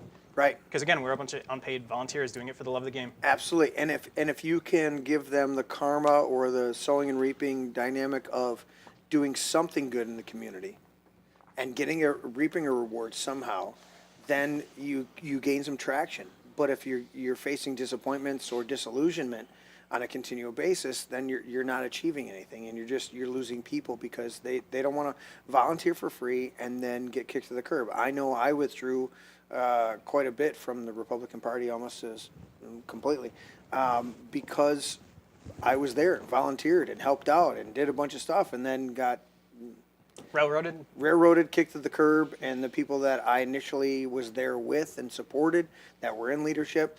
I think I served on the executive committee for my introduction, and then one vote, and then my third official duty as an executive committee member was to resign, because they pissed me off. They went back on, the new leadership went back on everything. So let's go. Final thoughts, Shane. Or wait. One more thing. One more I'm thing not letting you before off the hook. Oh, no? You Oh, have shit. to address one more thing All right, about let's go. convention. Oh. The Jeremy Kaufman situation. The Jeremy Kaufman situation. Give us the rundown. Well, how did it go? No correlation with the So, Jeremy Scott Gibbs of I'll- this show, but Jeremy Kaufman. Give probably a spelled I'll give a differently. caveat. Jeremy Kaufman is the head of the Libertarian Party of New Hampshire. He ran to be chair of the National Libertarian Party, and his platform was, I'm going to dissolve the party because it's a waste of time. Wow. He had a hilarious statement in his speech saying, make me chair, was, you are the problem, I am the solution. And said, you guys suck. We need to dissolve the party. What a positive, affirming statement to make for he the did group. not win, and then there was a whole bunch of other stuff surrounding that. So give the whole rundown. This is very WTF. hilarious. Okay, so Jeremy Kaufman gets up on stage and says what a lot of us are thinking internally. And then as he's doing that, a lot of people start to heckle him and say just very outrageous things from the crowd. People who also aren't following Nazi. dress code That too. might be a D. You're so Nazi. he kept stopping in the middle of his speech and going, I'm more than happy to let you make my point for me. He was playing them like a fiddle. All they had to do was just let him talk, and he would get no applause, no this, no that. But because they gave him negative feedback, he fed into it. Yeah, of course. That's exactly what he was looking for, because he was trying to prove a point. He was trying to prove a point that the people there are not serious people. Right. And where's the lie? Honestly, based on the way that people treated him and the way that they're acting, some of the people are acting after convention, I hate to say it, but sometimes I relate heavily to the sentiment of dissolving the Libertarian Party. Earlier today you said, we're all lovers of liberty here. I consider it sometimes an abusive relationship that I keep going back to despite the fact that I just don't. She doesn't really. I just don't like know you. why. She doesn't really like you, bro. It's what's the Offspring song? What's the Offspring song of? Why don't you get a job? No, the one where he's like, it's 2 a.m. Oh, She's it's a drunk again. a She's good all song, I wound can't up. think of it. She's like, but I'm a sucker with no self-esteem. Oh, way oh. Yeah, it's the abusive relationship where it's like, I don't know why she says she loves me, but then she sleeps with my friends. It doesn't make any sense. Again, we couldn't even agree on a dress code. It's Okay, we need more That's Kaufman. ridiculous, There's dude. more there. So, Give it, okay, give it. Kaufman, the Libertarian Party National disavowed his chapter of the Libertarian Party in New Hampshire. So what does that look like? Is he no longer allowed in the Libertarian Party? Is the Libertarian Party of New Hampshire no longer allowed to be that?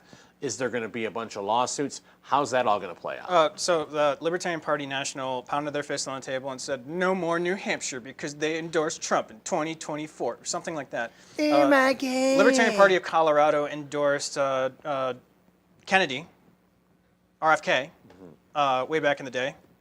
Does that mean we should disaffiliate them too? No, So KDQ. them pounding their fist on the table and virtue signaling about the Libertarian Party of New Hampshire not only makes them hypocrites, but it also invites a whole bunch of different lawsuits because some of their claims are dubious at best. Douche. There is currently a Save New Hampshire fund going around right now that you are more than welcome to donate to if you'd like.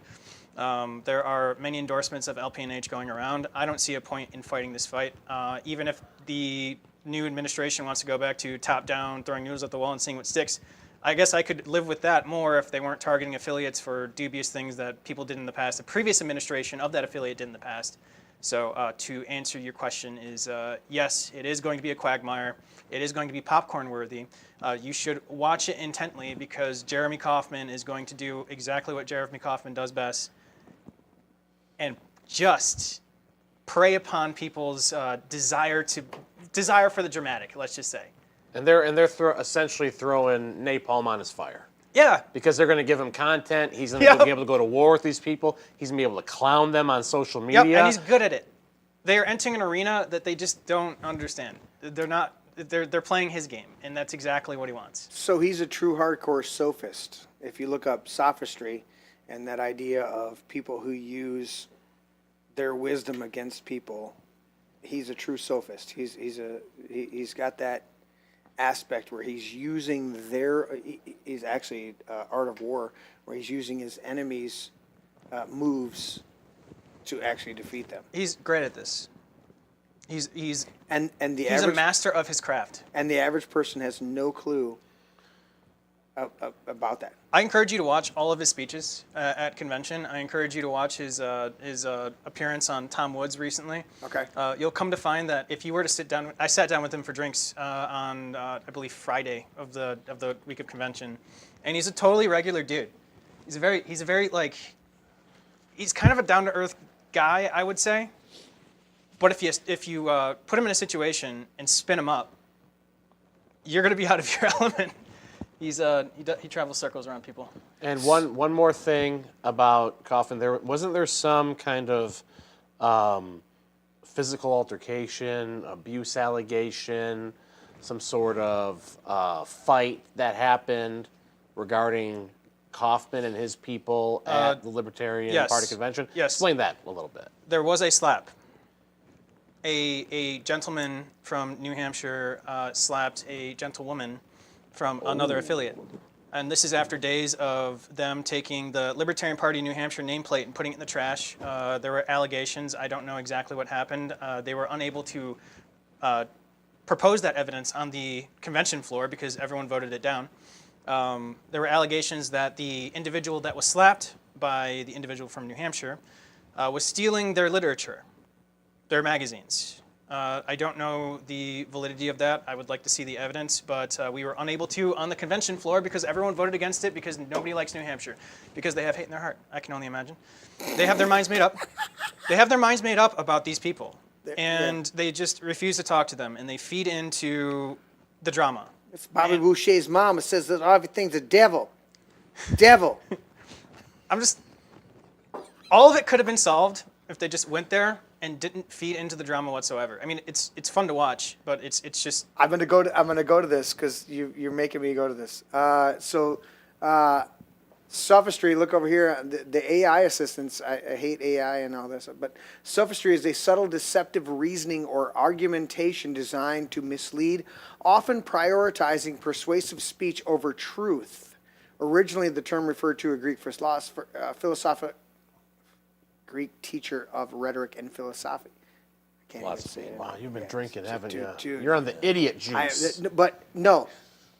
Plausible but fallacious argument, a plausible but misleading or fallacious argument, the art or process of reasoning, logic. So the three sophistry is the But one. that's not really what you he's want. doing, though, is it? Three is more on point with Jeremy Kauffman because Jeremy Kauffman isn't making arguments to mislead anybody. Jeremy Kauffman is making his argument, and then he's using your reaction to make it more. That's the artist. The sophistry was like, I'm going to say something, and then you're going to buy into it, and then I'm going to go, oh, yes, you're exactly right. That was a good point that you made. Thank you for saying that. And then you keep going. So you don't quite mock the audience, even though he does, but you still feed into what the feedback is, and then you capitalize on it. He's a master of his craft. Yeah. It was truly just interesting to watch. Yeah. It sounds like rhetorical jujitsu or something. Yes. You know, It is. yeah. Yes. So speaking about this, two things. Eric Brakey is now from New Hampshire. Was there any interaction with him? And what about Jim Ostrowski from upstate New York? Did you see him? I think Jim does a lot of Pretty good work. I hear there are people trying to convince Jim Ostrowski to do exactly what he proposed in his platform for being chair, independent of the Libertarian Party, which I would absolutely donate to in a heartbeat. He cares more about the cultural manifestations of liberty than he does the political manifestations of liberty, which is something that I greatly care about. And so I really hope that Jim Ostrowski actually continues his work. There's somebody that we could interview sometime. Let's do it. Jim Ostrowski. Let's do it. So I want to start with final thoughts, Okay, perfect. but you guys drag this out, and I've been needing to take a leak for like. Oh, so you're getting, that's why you want me to do the So I'm the putting thing. a tablet in front of Shane so that he can do this. So see that, Shane? That's Super Source. That's us. Yes. That's you and me. Mm-hmm. This is the table at the end, and that is Dennis and Ryan over there. You like to rail Larry? I don't, but that's what it says. He's on the rail. It's Okay. over there. So rail Larry, get so- these guys going. so You go take a piss. So I'm going to do this right here. See this right here? Wall. Yeah. That's us. That's me. That's you. I'm going Ooh to give you la la. final thoughts while I go take a piss. And then when you're done, I want you to direct it to right there where it says rail, Larry. Ryan's sitting in Larry's spot, and you're going to go right over there. But I'm Bam. going to turn my microphone. How long are you going to piss for? I don't know. How long are you going to do a final thought? Give me a final thought. Okay. I'm going to mute my microphone, unlike Kash Patel, who took a piss while his microphone was hot. Unlike Leslie Nielsen and Naked Gun. That's how you assert Exactly. dominance, though. Exactly, dude. That's Dude, control true. the board. Get it done. So true. So now I've been given all the power. You are the power. Spike Cohen would say, "You are the power." I am the power. Now that I control, this has been a big ruse the entire time. I've waited for this day where I could seize the power from Jeremy to control this show. It's the way I infiltrate things subversively His guardian angel's still And- over here, so and I got warp them. But no, in all seriousness, check out the 30 days of. Knowledge, or he had it up on there. Become a knowledgeable libertarian in 30 days. So it was curated by Robert Wenzel, who was a great, he ran a great blog called Economic Policy Journal. Tragically died. I think he was maybe in his early 60s, so he's still a young man. Untimely death, but he ran one of the best libertarian blogs, economics blogs, for many years, and he curated 30 different short essays and commentaries that can make you a knowledgeable libertarian in 30 days, and that will also give you kind of a idea of what really the philosophy and the economics are all about. You can talk about, non-intervention, or the non-aggression principle, or property rights.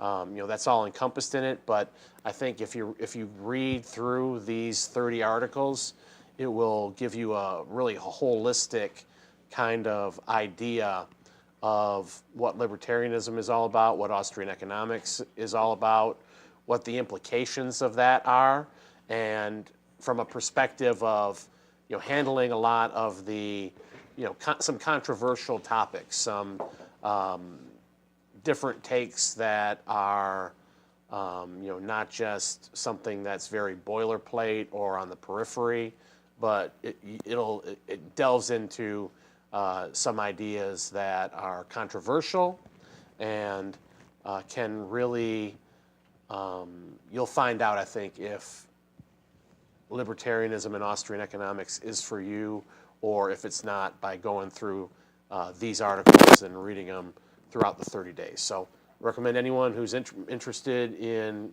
delving into these ideas to go on that website. You can find it, just type in Become a Knowledgeable. It's in the chat right now, and you can find it just by going on Google and typing in Become a Knowledgeable Libertarian in 30 days. It's also in the comments section, so Jeremy's on the ball. He didn't mess I can it up. piss and run back quick. He didn't pull a boomer mistake and mess I didn't up the wash technology. my hands, though. Disgusting. So yeah, just check it out. If you like the ideas, check it out. If you think that political. The Uni-party isn't gonna save us, and you want to learn more about economics, and you'll also learn some information about why you should hold gold and silver. Might lead you into not liking the Federal Reserve. Might get you into Bitcoin. So there's a practical Bitcoin. There's a practical impact that it could have on your life and your economic freedom, and it could beyond just knowledge for the sake of knowledge and knowing truth. It can help you in a practical way protect yourself from the criminal acts of the political class. So check that out and keep reading and keep fighting. Find a way to get involved and get active and get engaged and defend your freedom beyond just talking to people online or beyond just reading. Get involved practically. We got there's a lot of different fights you can get involved in. Fighting your data center they're trying to put in locally. Fighting back against all those cameras that they're putting up. What are they called? Flock cameras. Flock cameras. Flock. Fighting back against flock cameras. Those are fights that can be had at the local level. So there's a lot of things you can do. Just make sure to get involved. Don't just roll over to these tyrants. Don't let them dissuade you or try to chase you out of getting active and getting involved. They'll try to, but ain't gonna work on me. Should we call them the flocking cameras? Fly. I don't know if I did that quite. All right, Shane, give me a signature there. There it is. There it is. All right, you're on camera. All right, Ryan, you're up next. Pick a good color. No, you don't give him the same color. He's got to pick from the head. He's got to get a different color out of the head. No, he wants something different, bro. Yeah. Hot pink for Star Child's sake. Yeah, no, I'll go with Star teal. Child. He's going teal. Yeah. Look at that. Because out of it was her- yellow. Detroit, Yellow wouldn't show up going on it. Detroit Pistons No, 1998 he's teal, going, baby. Dude, it's subliminal. It's Peter Thiel. He's going with teal. Oh, because he's on the teal secret dole. globalist. You want to see how Bob Dole? unimpressive my signature is? My signature's not impressive at all. I'm just gonna. You got to work on that. Dude. You should do it all crispy Hey, like why Trump. does Nelson start with a B? Yeah, what the fuck? Where's the end? Let's see what you got, Dennis. Oh, wait, we need to do your Dennis, final thought. You got to do your final thought. Dennis will sign in a minute. And make sure in your Go, final go. thought, plug your festival. Oh wait, Dennis just got ambitious and signed it. I gotta get it. Yeah. I gotta see him on there. Ran out You're of gonna have ink, to use a but- better marker. He's red. Yeah. You know what? I need to get some new ones because that one's. Look at that. No, you need a marker. Look I at saw that. it. I saw it. Better than the Pistons, dude. Gray? That's great. No. Here, that's closer. This is a good one here. That's closer. Okay. I don't know if it's good, but it I threw it to you. There it is. Bam! Bam! Dennis Marburger on the. All right, All right. I need to practice. dude, you got to get your signature right. Wait till I sign it at the end when you're done. All right, All right. Bam. go. So Final thought. I talked a lot about some of the problems with the Libertarian Party, but I do believe that the Libertarian Party is a tool for the liberty movement, the grassroots liberty movement as a whole. I encourage everyone here that hears this to go to a local Libertarian affiliate meeting, maybe not to join the Libertarian Party, but to learn about the other people in the movement that are making moves in their own backyards. I would encourage you to participate in the conversation of the direction of the grassroots liberty movement, and I would encourage you to get involved with people you might have otherwise disagreed with. It's not about ideologies, but principles and outcomes of our movement. If working with a leftist accomplishes the objective of getting flock cameras off your streets, great. Flocking cameras. Flocking cameras. If working with a leftist helps to get to reform the criminal justice system so people aren't subjected to cruel and unusual punishment, great. If working with a leftist means that we have less unconstitutional wars and that we work towards a future where people aren't being sent to die by suits and ties over lies and the military-industrial complex's ambitions, great. How dare you? How dare I? Suits and ties and lies, man. Yes, Pass the blunt, bro. I'm not defeating the John Lennon allegations today. That's the thing. But They can't hear Are it, you Dennis. are you You're the secret? reacting. Are you the secret reincarnation of John Lennon? Were you reincarnated in the same Middle Earth, Hollow Earth area that JFK I'm wearing Jr. the 's Chelsea still boots, at? so I mean, Oh, shit. shit, man. it wasn't intentional. But I also encourage you to participate in the cultural libertarianism, which is to say, come to the Midwest Peace and Liberty Festival. Oh, do you have a website? We do have a website. It is Well, give it to me. mplfest.org. On the side, nice little- MPLfest.org. Give it to me again. mplfest.org. mplfest.org. And that's going to be at Lake Satoshi, where we have our Bitcoin. It is certainly retreat Don't be as pushing well. your Bitcoin fucking shit. That's not the show. It's the same. It's the same week. Oh, It is it's the same certainly week? going to be All right, at Lake all right. Satoshi. There it is, guys. Come join in. Peace and liberty. Sounds a little hippie. I don't know, man. Hippie? Yeah, sure. But Come meet it. I heard there may be a potential for a certain group of guys to come and play some live music there. It's 66 days away. I don't know, Scotty. Is there a potential for a certain group of guys there? The house band of the Jeremy Scott Yeah, Gibbs. I think there is. Oh shit! There it is. So check that guys out. MP. I just typed it in and I didn't even know MPL what it said. Fest. MPL Fest. MPLfest.org. Go check that out, guys. And back to you, bro. And Mr. Lennon, I just want to say It's back to Shane. one thing of advice I can give you is stay away from Asian broads. Especially one's named Fang Fang. Is that what you're saying? If he's Lennon, he needs to stay away from Yoko. Oh, she broke up the yeah. band. She fucked it all up. Dude, totally. Oh, my mind went to Sawell over in Fang Fang. California. Yeah, that was my first thought. Yeah. You even led it with You Mr. even- Lennon. You even let it with, dude. What's your next album coming out, Julian? I don't know. When are we doing that Violent Femmes tribute band? Dude, totally. That's great. So that's August 9th, 6th through the 9th.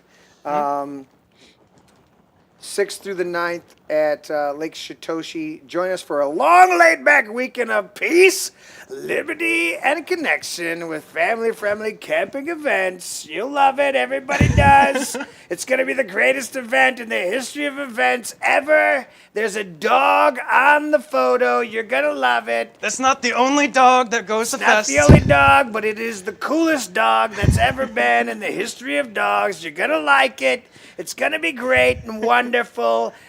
We want the dog actually to come up and say a few words. And if you like shrooms, MPL Fest is for you. Dude, that's the Allegedly. second time you've referenced shrooms. Yeah, he's tonight. got shrooms on the brain. Dude, this month of sobriety is like fucking him up. He's like ready to go. And that first sobriety. Oh First- shit, Scott's Scott. First sobriety. Here's how it goes. First you go sober, then you start doing shrooms. Next thing you know, black tar heroin. I don't know if that's how it works, but I'll take your word for it. Dennis, before I got to stop the madness of these two. I'm going to go to you over here. Dennis, your final thoughts. You've already signed my paper, my friend. Holy shit, that camera's way off. I'm going to do that. Oh, there's Dennis is centered now. I'm going to hit the preset. Go. Dennis, your final thoughts. Libertarianism. Are we the bad guys? Well, no. Patrick Henry said, "Liberty, sir, was the first object," and that he said in the young days, because that's Patrick Henry writing that, right? Yes. So, as I said, as we discussed before, our liberty is granted by God. It's a part of our humanity. So all political activity should be with that as our primary goal, regardless of what political party we're in, if we're in the Republican Party or the Libertarian Party or no party at all. And there are a lot of different things that need to be done to strike the root. You know, I think it was I think it was Emerson that said this. Maybe it was Thoreau. But I think it was Emerson that said, "For every 1,000 striking at a branch, there's one striking at the root." And of course, that's going to lead to a lot of debate amongst people in the liberty movement as to, you know, how do you strike at the root, and can you do that if you're involved with a political party? But I do believe that you can, because as a sign said, I remember in the Methodist Church in Birmingham, when you'd walk out to go into the parking lot, it said, "You are now entering the mission field." And so here we are, like-minded friends of liberty, when we go out into the world, we are out into the mission field.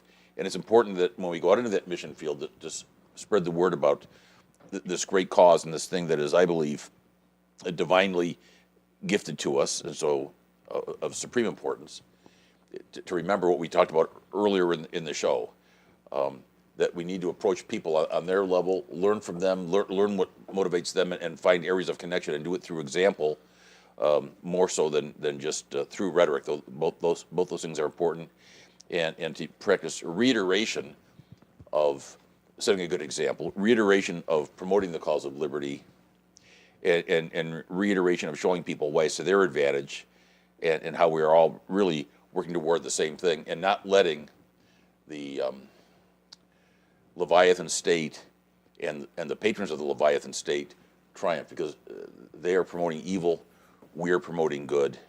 And I say, I thank God for that, and I thank God for our Lord and Savior Jesus Christ.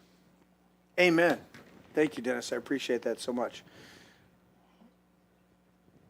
I'm looking over the Tro booth. I sent Scott. Scott, did you get that? Yeah. Okay. Can you read the last four Gypsy Magics for me? I'm gonna click on the booth cam for you. Can you read the last? Oh shit. The last four? Yeah, I'm gonna go to the table shot. Can you read the last four of Gypsy Magic? Yeah. Thank you, Shane and Ryan, you young guys. With young guys like you, I feel a whole lot better about our future. Never stop educating yourselves, and be very courageous about sharing with your peers. Also, a final thought. Thank you for calling me a young guy. I Yeah. appreciate that. With that beard, he looks like an That old beard, bear. it ain't. He looks like an old bear Fuck. with that beard. Gotta start Alright. dying this shit. Continue, my friend. Final thought. 5 critical reminders about liberty and security from the founders. 1, relying on government to limit itself means government will always grow. Ooh, that's huge. 2, law is often, but the tyrants will. Jefferson. Yes. 3, war is the greatest threat to liberty. Yep. 4, a massive national debt is a threat to national security. Yes. And number 5 is there is no liberty or safety. Yeah. Dude, we could do a whole show on those 5 things. Thank you, Gypsy Magic, for putting in that. And what is this final thought there? The strength and powers of Despotism. despotism, yeah, thank you, You're welcome. consist wholly in the fear of resisting it. Thomas Paine. Oh, that's beautiful. Beautiful quotes. That's why I wanted Scott to read that. Thank you, Scott. Appreciate you, buddy. Sir. So my final thought is I got involved in, or not involved, but started to pay attention to the libertarianism ideals, specifically in the area of drugs. And I've never been into drugs. I've only recently, in the last year or two, done some gummies to help me sleep or some of these things. But I looked at it from a standpoint of, this is devoid of pharmaceutical and drug dealers and all this stuff. But if you want to do something, specifically, Shane's obviously into mushrooms now. Black tar heroin next. That's okay. But there's been some great But I only microdose meth. microdose. Okay, there's been some great inroads made with veterans and dealing with PTSD with microdosing mushrooms and some other things like that. Absolutely. And so there's a lot of natural products that have been helpful, beneficial. I obviously have an adult beverage when I do the show because it helps me relax. And I was talking to Shane off the air just prior to the show going, as I said, it helps me, if I don't relax a little bit on the show, I'm hyper attentive. My ADHD kicks in, and I'm looking around, I'm doing this and I'm doing that, and I'm clicking on this. So I need, this is what they call a depressant, but doesn't mean it makes you depressed. It just means it depresses your activity. It slows you down a little bit. So when I have a drink on the show, I tend to calm down and let Shane talk periodically, every once in a while. And of course, let Ryan and Dennis talk. So my whole point is, I first came to the libertarian ideology or philosophy from just letting, of just understanding that, you know what, stop. I don't want you to legalize drugs. I'm going to decriminalize them. If somebody wants to do a mushroom, if somebody wants to smoke some pot, if somebody wants, not a bunch of the pharmaceutical bullshit out there, you know, doing all these other drugs out there, but these natural occurring things, if you want to imbibe in them, that's your choice, right? When they criminalized a whole bunch of drugs, then kids started huffing paint.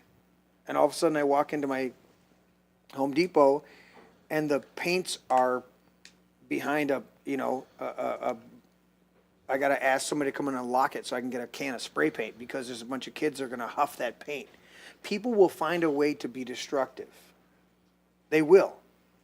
But people will also find a way to relax and take the edge off of life. And that was where I found it.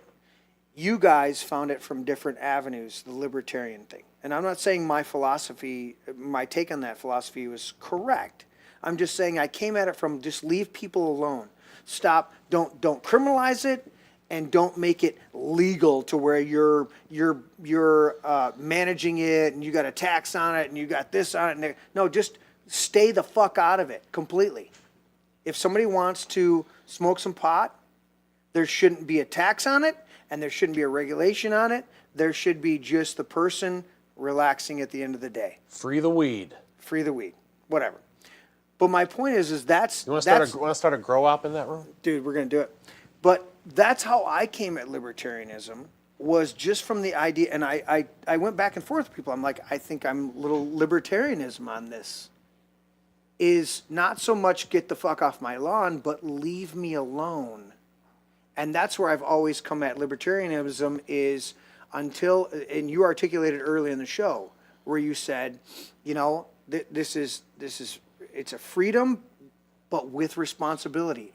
And I'm paraphrasing what you said, but you were like, look, leave me alone on my land. It's property ownership. That's the way you articulated it, was property ownership or property. And then unless I infringe on my neighbor's property or affect them in a negative way, you leave me alone. And that's the same way. If I want to smoke some pot or drink an alcoholic beverage, why is there a stamp, a tax on it or a stamp on it, right? Why is there a little label on it that's regulating it?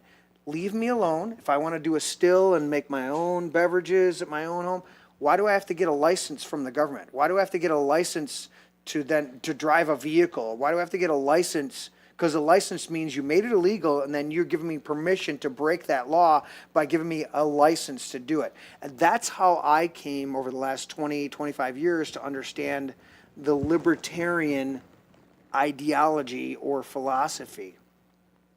That may not comport exactly with the way you guys came into that, but I feel that it's pretty congruent of just as long as I'm not infringing, leave me alone. And that's what my philosophy came into a lot of the Republican, that's where I butted heads a little bit with the Republican ideas, because they're like, no, you gotta, you know, they start to dictate to you. And the minute somebody starts to dictate to me, I go, you know what, cool, have your thing, I'm out, you know? Because I'm not trying to dictate to anybody else, so I don't want you to dictate to me, you know? I'm not trying to tell you how to live. I may suggest a better way, but I'm not trying to tell you how to live unless you see something in my life that is appealing to you, that you think is advantageous in your life, that you might want to incorporate in what you see as me as an example. Then I would go, okay, well, this is why I do this. Here's my underlying philosophy. Here's my underlying operation, my apparatus. I'm fucking... Modus operandi. Modus operandi. I forgot the modus. So that's what I appreciate about the libertarianism, and I don't know if it fully articulates in the party, because you guys have articulated a lot of factioning in that. I like how you call it. I like how you call it the libertarianism, like George W. Bush called it the Google. Thank you, Shane. But I appreciate this discussion, and I know we're going to have more. We're going to have you back, Ryan. We need to have you, Dennis, of course, we need to have on a regular basis coming back, because I don't want to dictate to people ever on the show. I want to have a conversation of like-minded people, or even people that can articulate themselves that may be contradictory but are not hostile or emotionally charged, but can share their opinions. Dennis even sometimes pushes back on me, and I appreciate it so much because he goes, I see where you're at, but even in the opening at the beginning of the show, and he's like, no, I like the part about under God and life, liberty, and pursuit of happiness. He loves that part about it, but he's not going to ascribe or pledge himself to the other aspects of that paragraph. Indivisible. Yeah, he doesn't like those, and I appreciate that because then I go away and I think about that, and that's what I want people to do. I want you to be enlightened. I want you to think about these things, not wholeheartedly agree with me without conscious, critical thought. I want you to walk away going, that was an interesting point. Let me think about this. And then come back with your own opinion, because then that creates conversation, that creates dialogue. If we agree, then we're saying the same things. But if we disagree slightly, then we can talk it out. And that is human relation. That is human communication. That is life. That is it literally says in Scripture, come, let us reason together. You know, there's this aspect of, let's talk it out. I used to ask the Lord, I'm like, Lord, you know everything. And he goes, but I like to hear you say it. I'm like, and he goes, I might tweak you a little bit. I'm like, oh, okay, but you already know everything. He goes, I know everything, but it doesn't mean I want to hear you. My grandkids, I know all about life, but my grandkids come and say something to me. I'm like, tell me more. Grandpa wants to hear more, you know? And they go, well, Grandpa, this and that. I'm like, cool.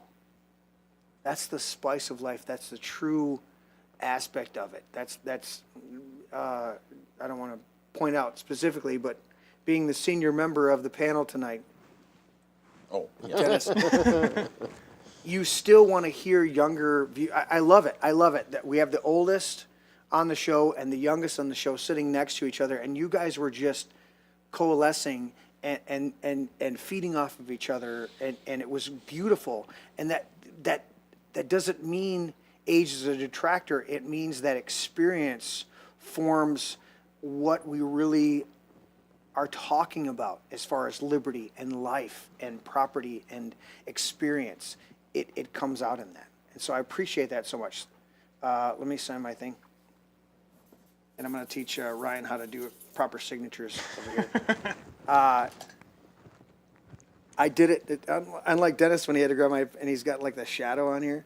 I did it one day and my pen died like that. And I went right back over it. It was like almost perfect. And I'm like, I'm good. No, I was like, I had some Di Serono, man. My scribble's like consistent. It's a consistent scribble. Dennis, do you want to say one final thing? You raised your hand. Yeah. Just a couple things I thought about. Just real quickly, in the fight for liberty, two things that we were told, advice from James Madison and Thomas Jefferson. And James Madison said a great way to preserve liberty and to fight back against tyranny is a refusal to cooperate with officers of the Union. And Thomas Jefferson said the rightful thing, the thing to do, the rightful remedy when there's a usurpation of power and an attack on liberty and unreasonable laws from the federal government is to nullify. A nullification is the rightful remedy. So when they're being tyrannical, don't comply, nullify. Yes, beautiful. Nullification! Nullification, brother. Thank you, Dennis. I always love you on the show. Ryan, it's been a pleasure tonight. Shane, as always, as a co-host. Scott over there helping out in the booth. Appreciate you. This has been a product of my brain. My brain's, I don't even know what I'm saying. Thank you guys for tuning in. Like, share, and subscribe. Hit the thumbs up button. Appreciate you. If you want to support the show beyond Super Chats, go to thealexjonesstore.com/This Is My Brain and get some great products over there. Scott and I specifically take the methylene blue, the methylene red. I also take the turmeric gummies and the Shilajit gummies, among a whole bunch of other products on there.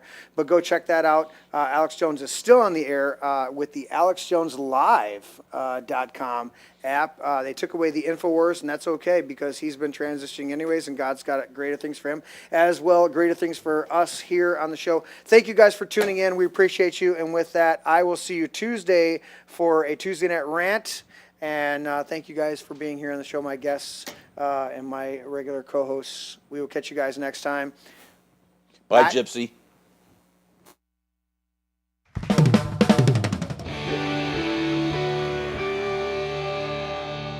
This is my brain. Dad, that's an egg. Yeah, that's an egg. Honey, Dude. that's an egg. Seriously. That's an egg. It's a metaphor. It's still an egg. That's an egg. I would challenge you. That's an egg. I know my brain is not actually an egg, okay? It's a metaphor. Metaphor or not, that's not your brain. It's just an egg. Una cerveza para mí. My egg is my brain. Can I at least have some bacon, maybe some sausage with that egg, though? Oh, I want some bacon. I want crepes. Have some bacon and pancakes with that egg. I'll take it with cheese. Extra large brown cage-free eggs.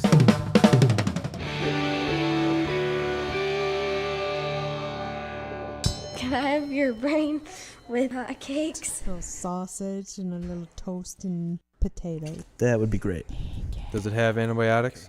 I don't know, man. I'm not good at this shit. Well, they got to be able to resist some diseases. You resist the disease. Has it got any hormones? Maybe. It's cage free. Vegetarian? Maybe. Are they vegan? No, I eat steak. Never apologize and never explain. Never apologize. Never apologize and never explain.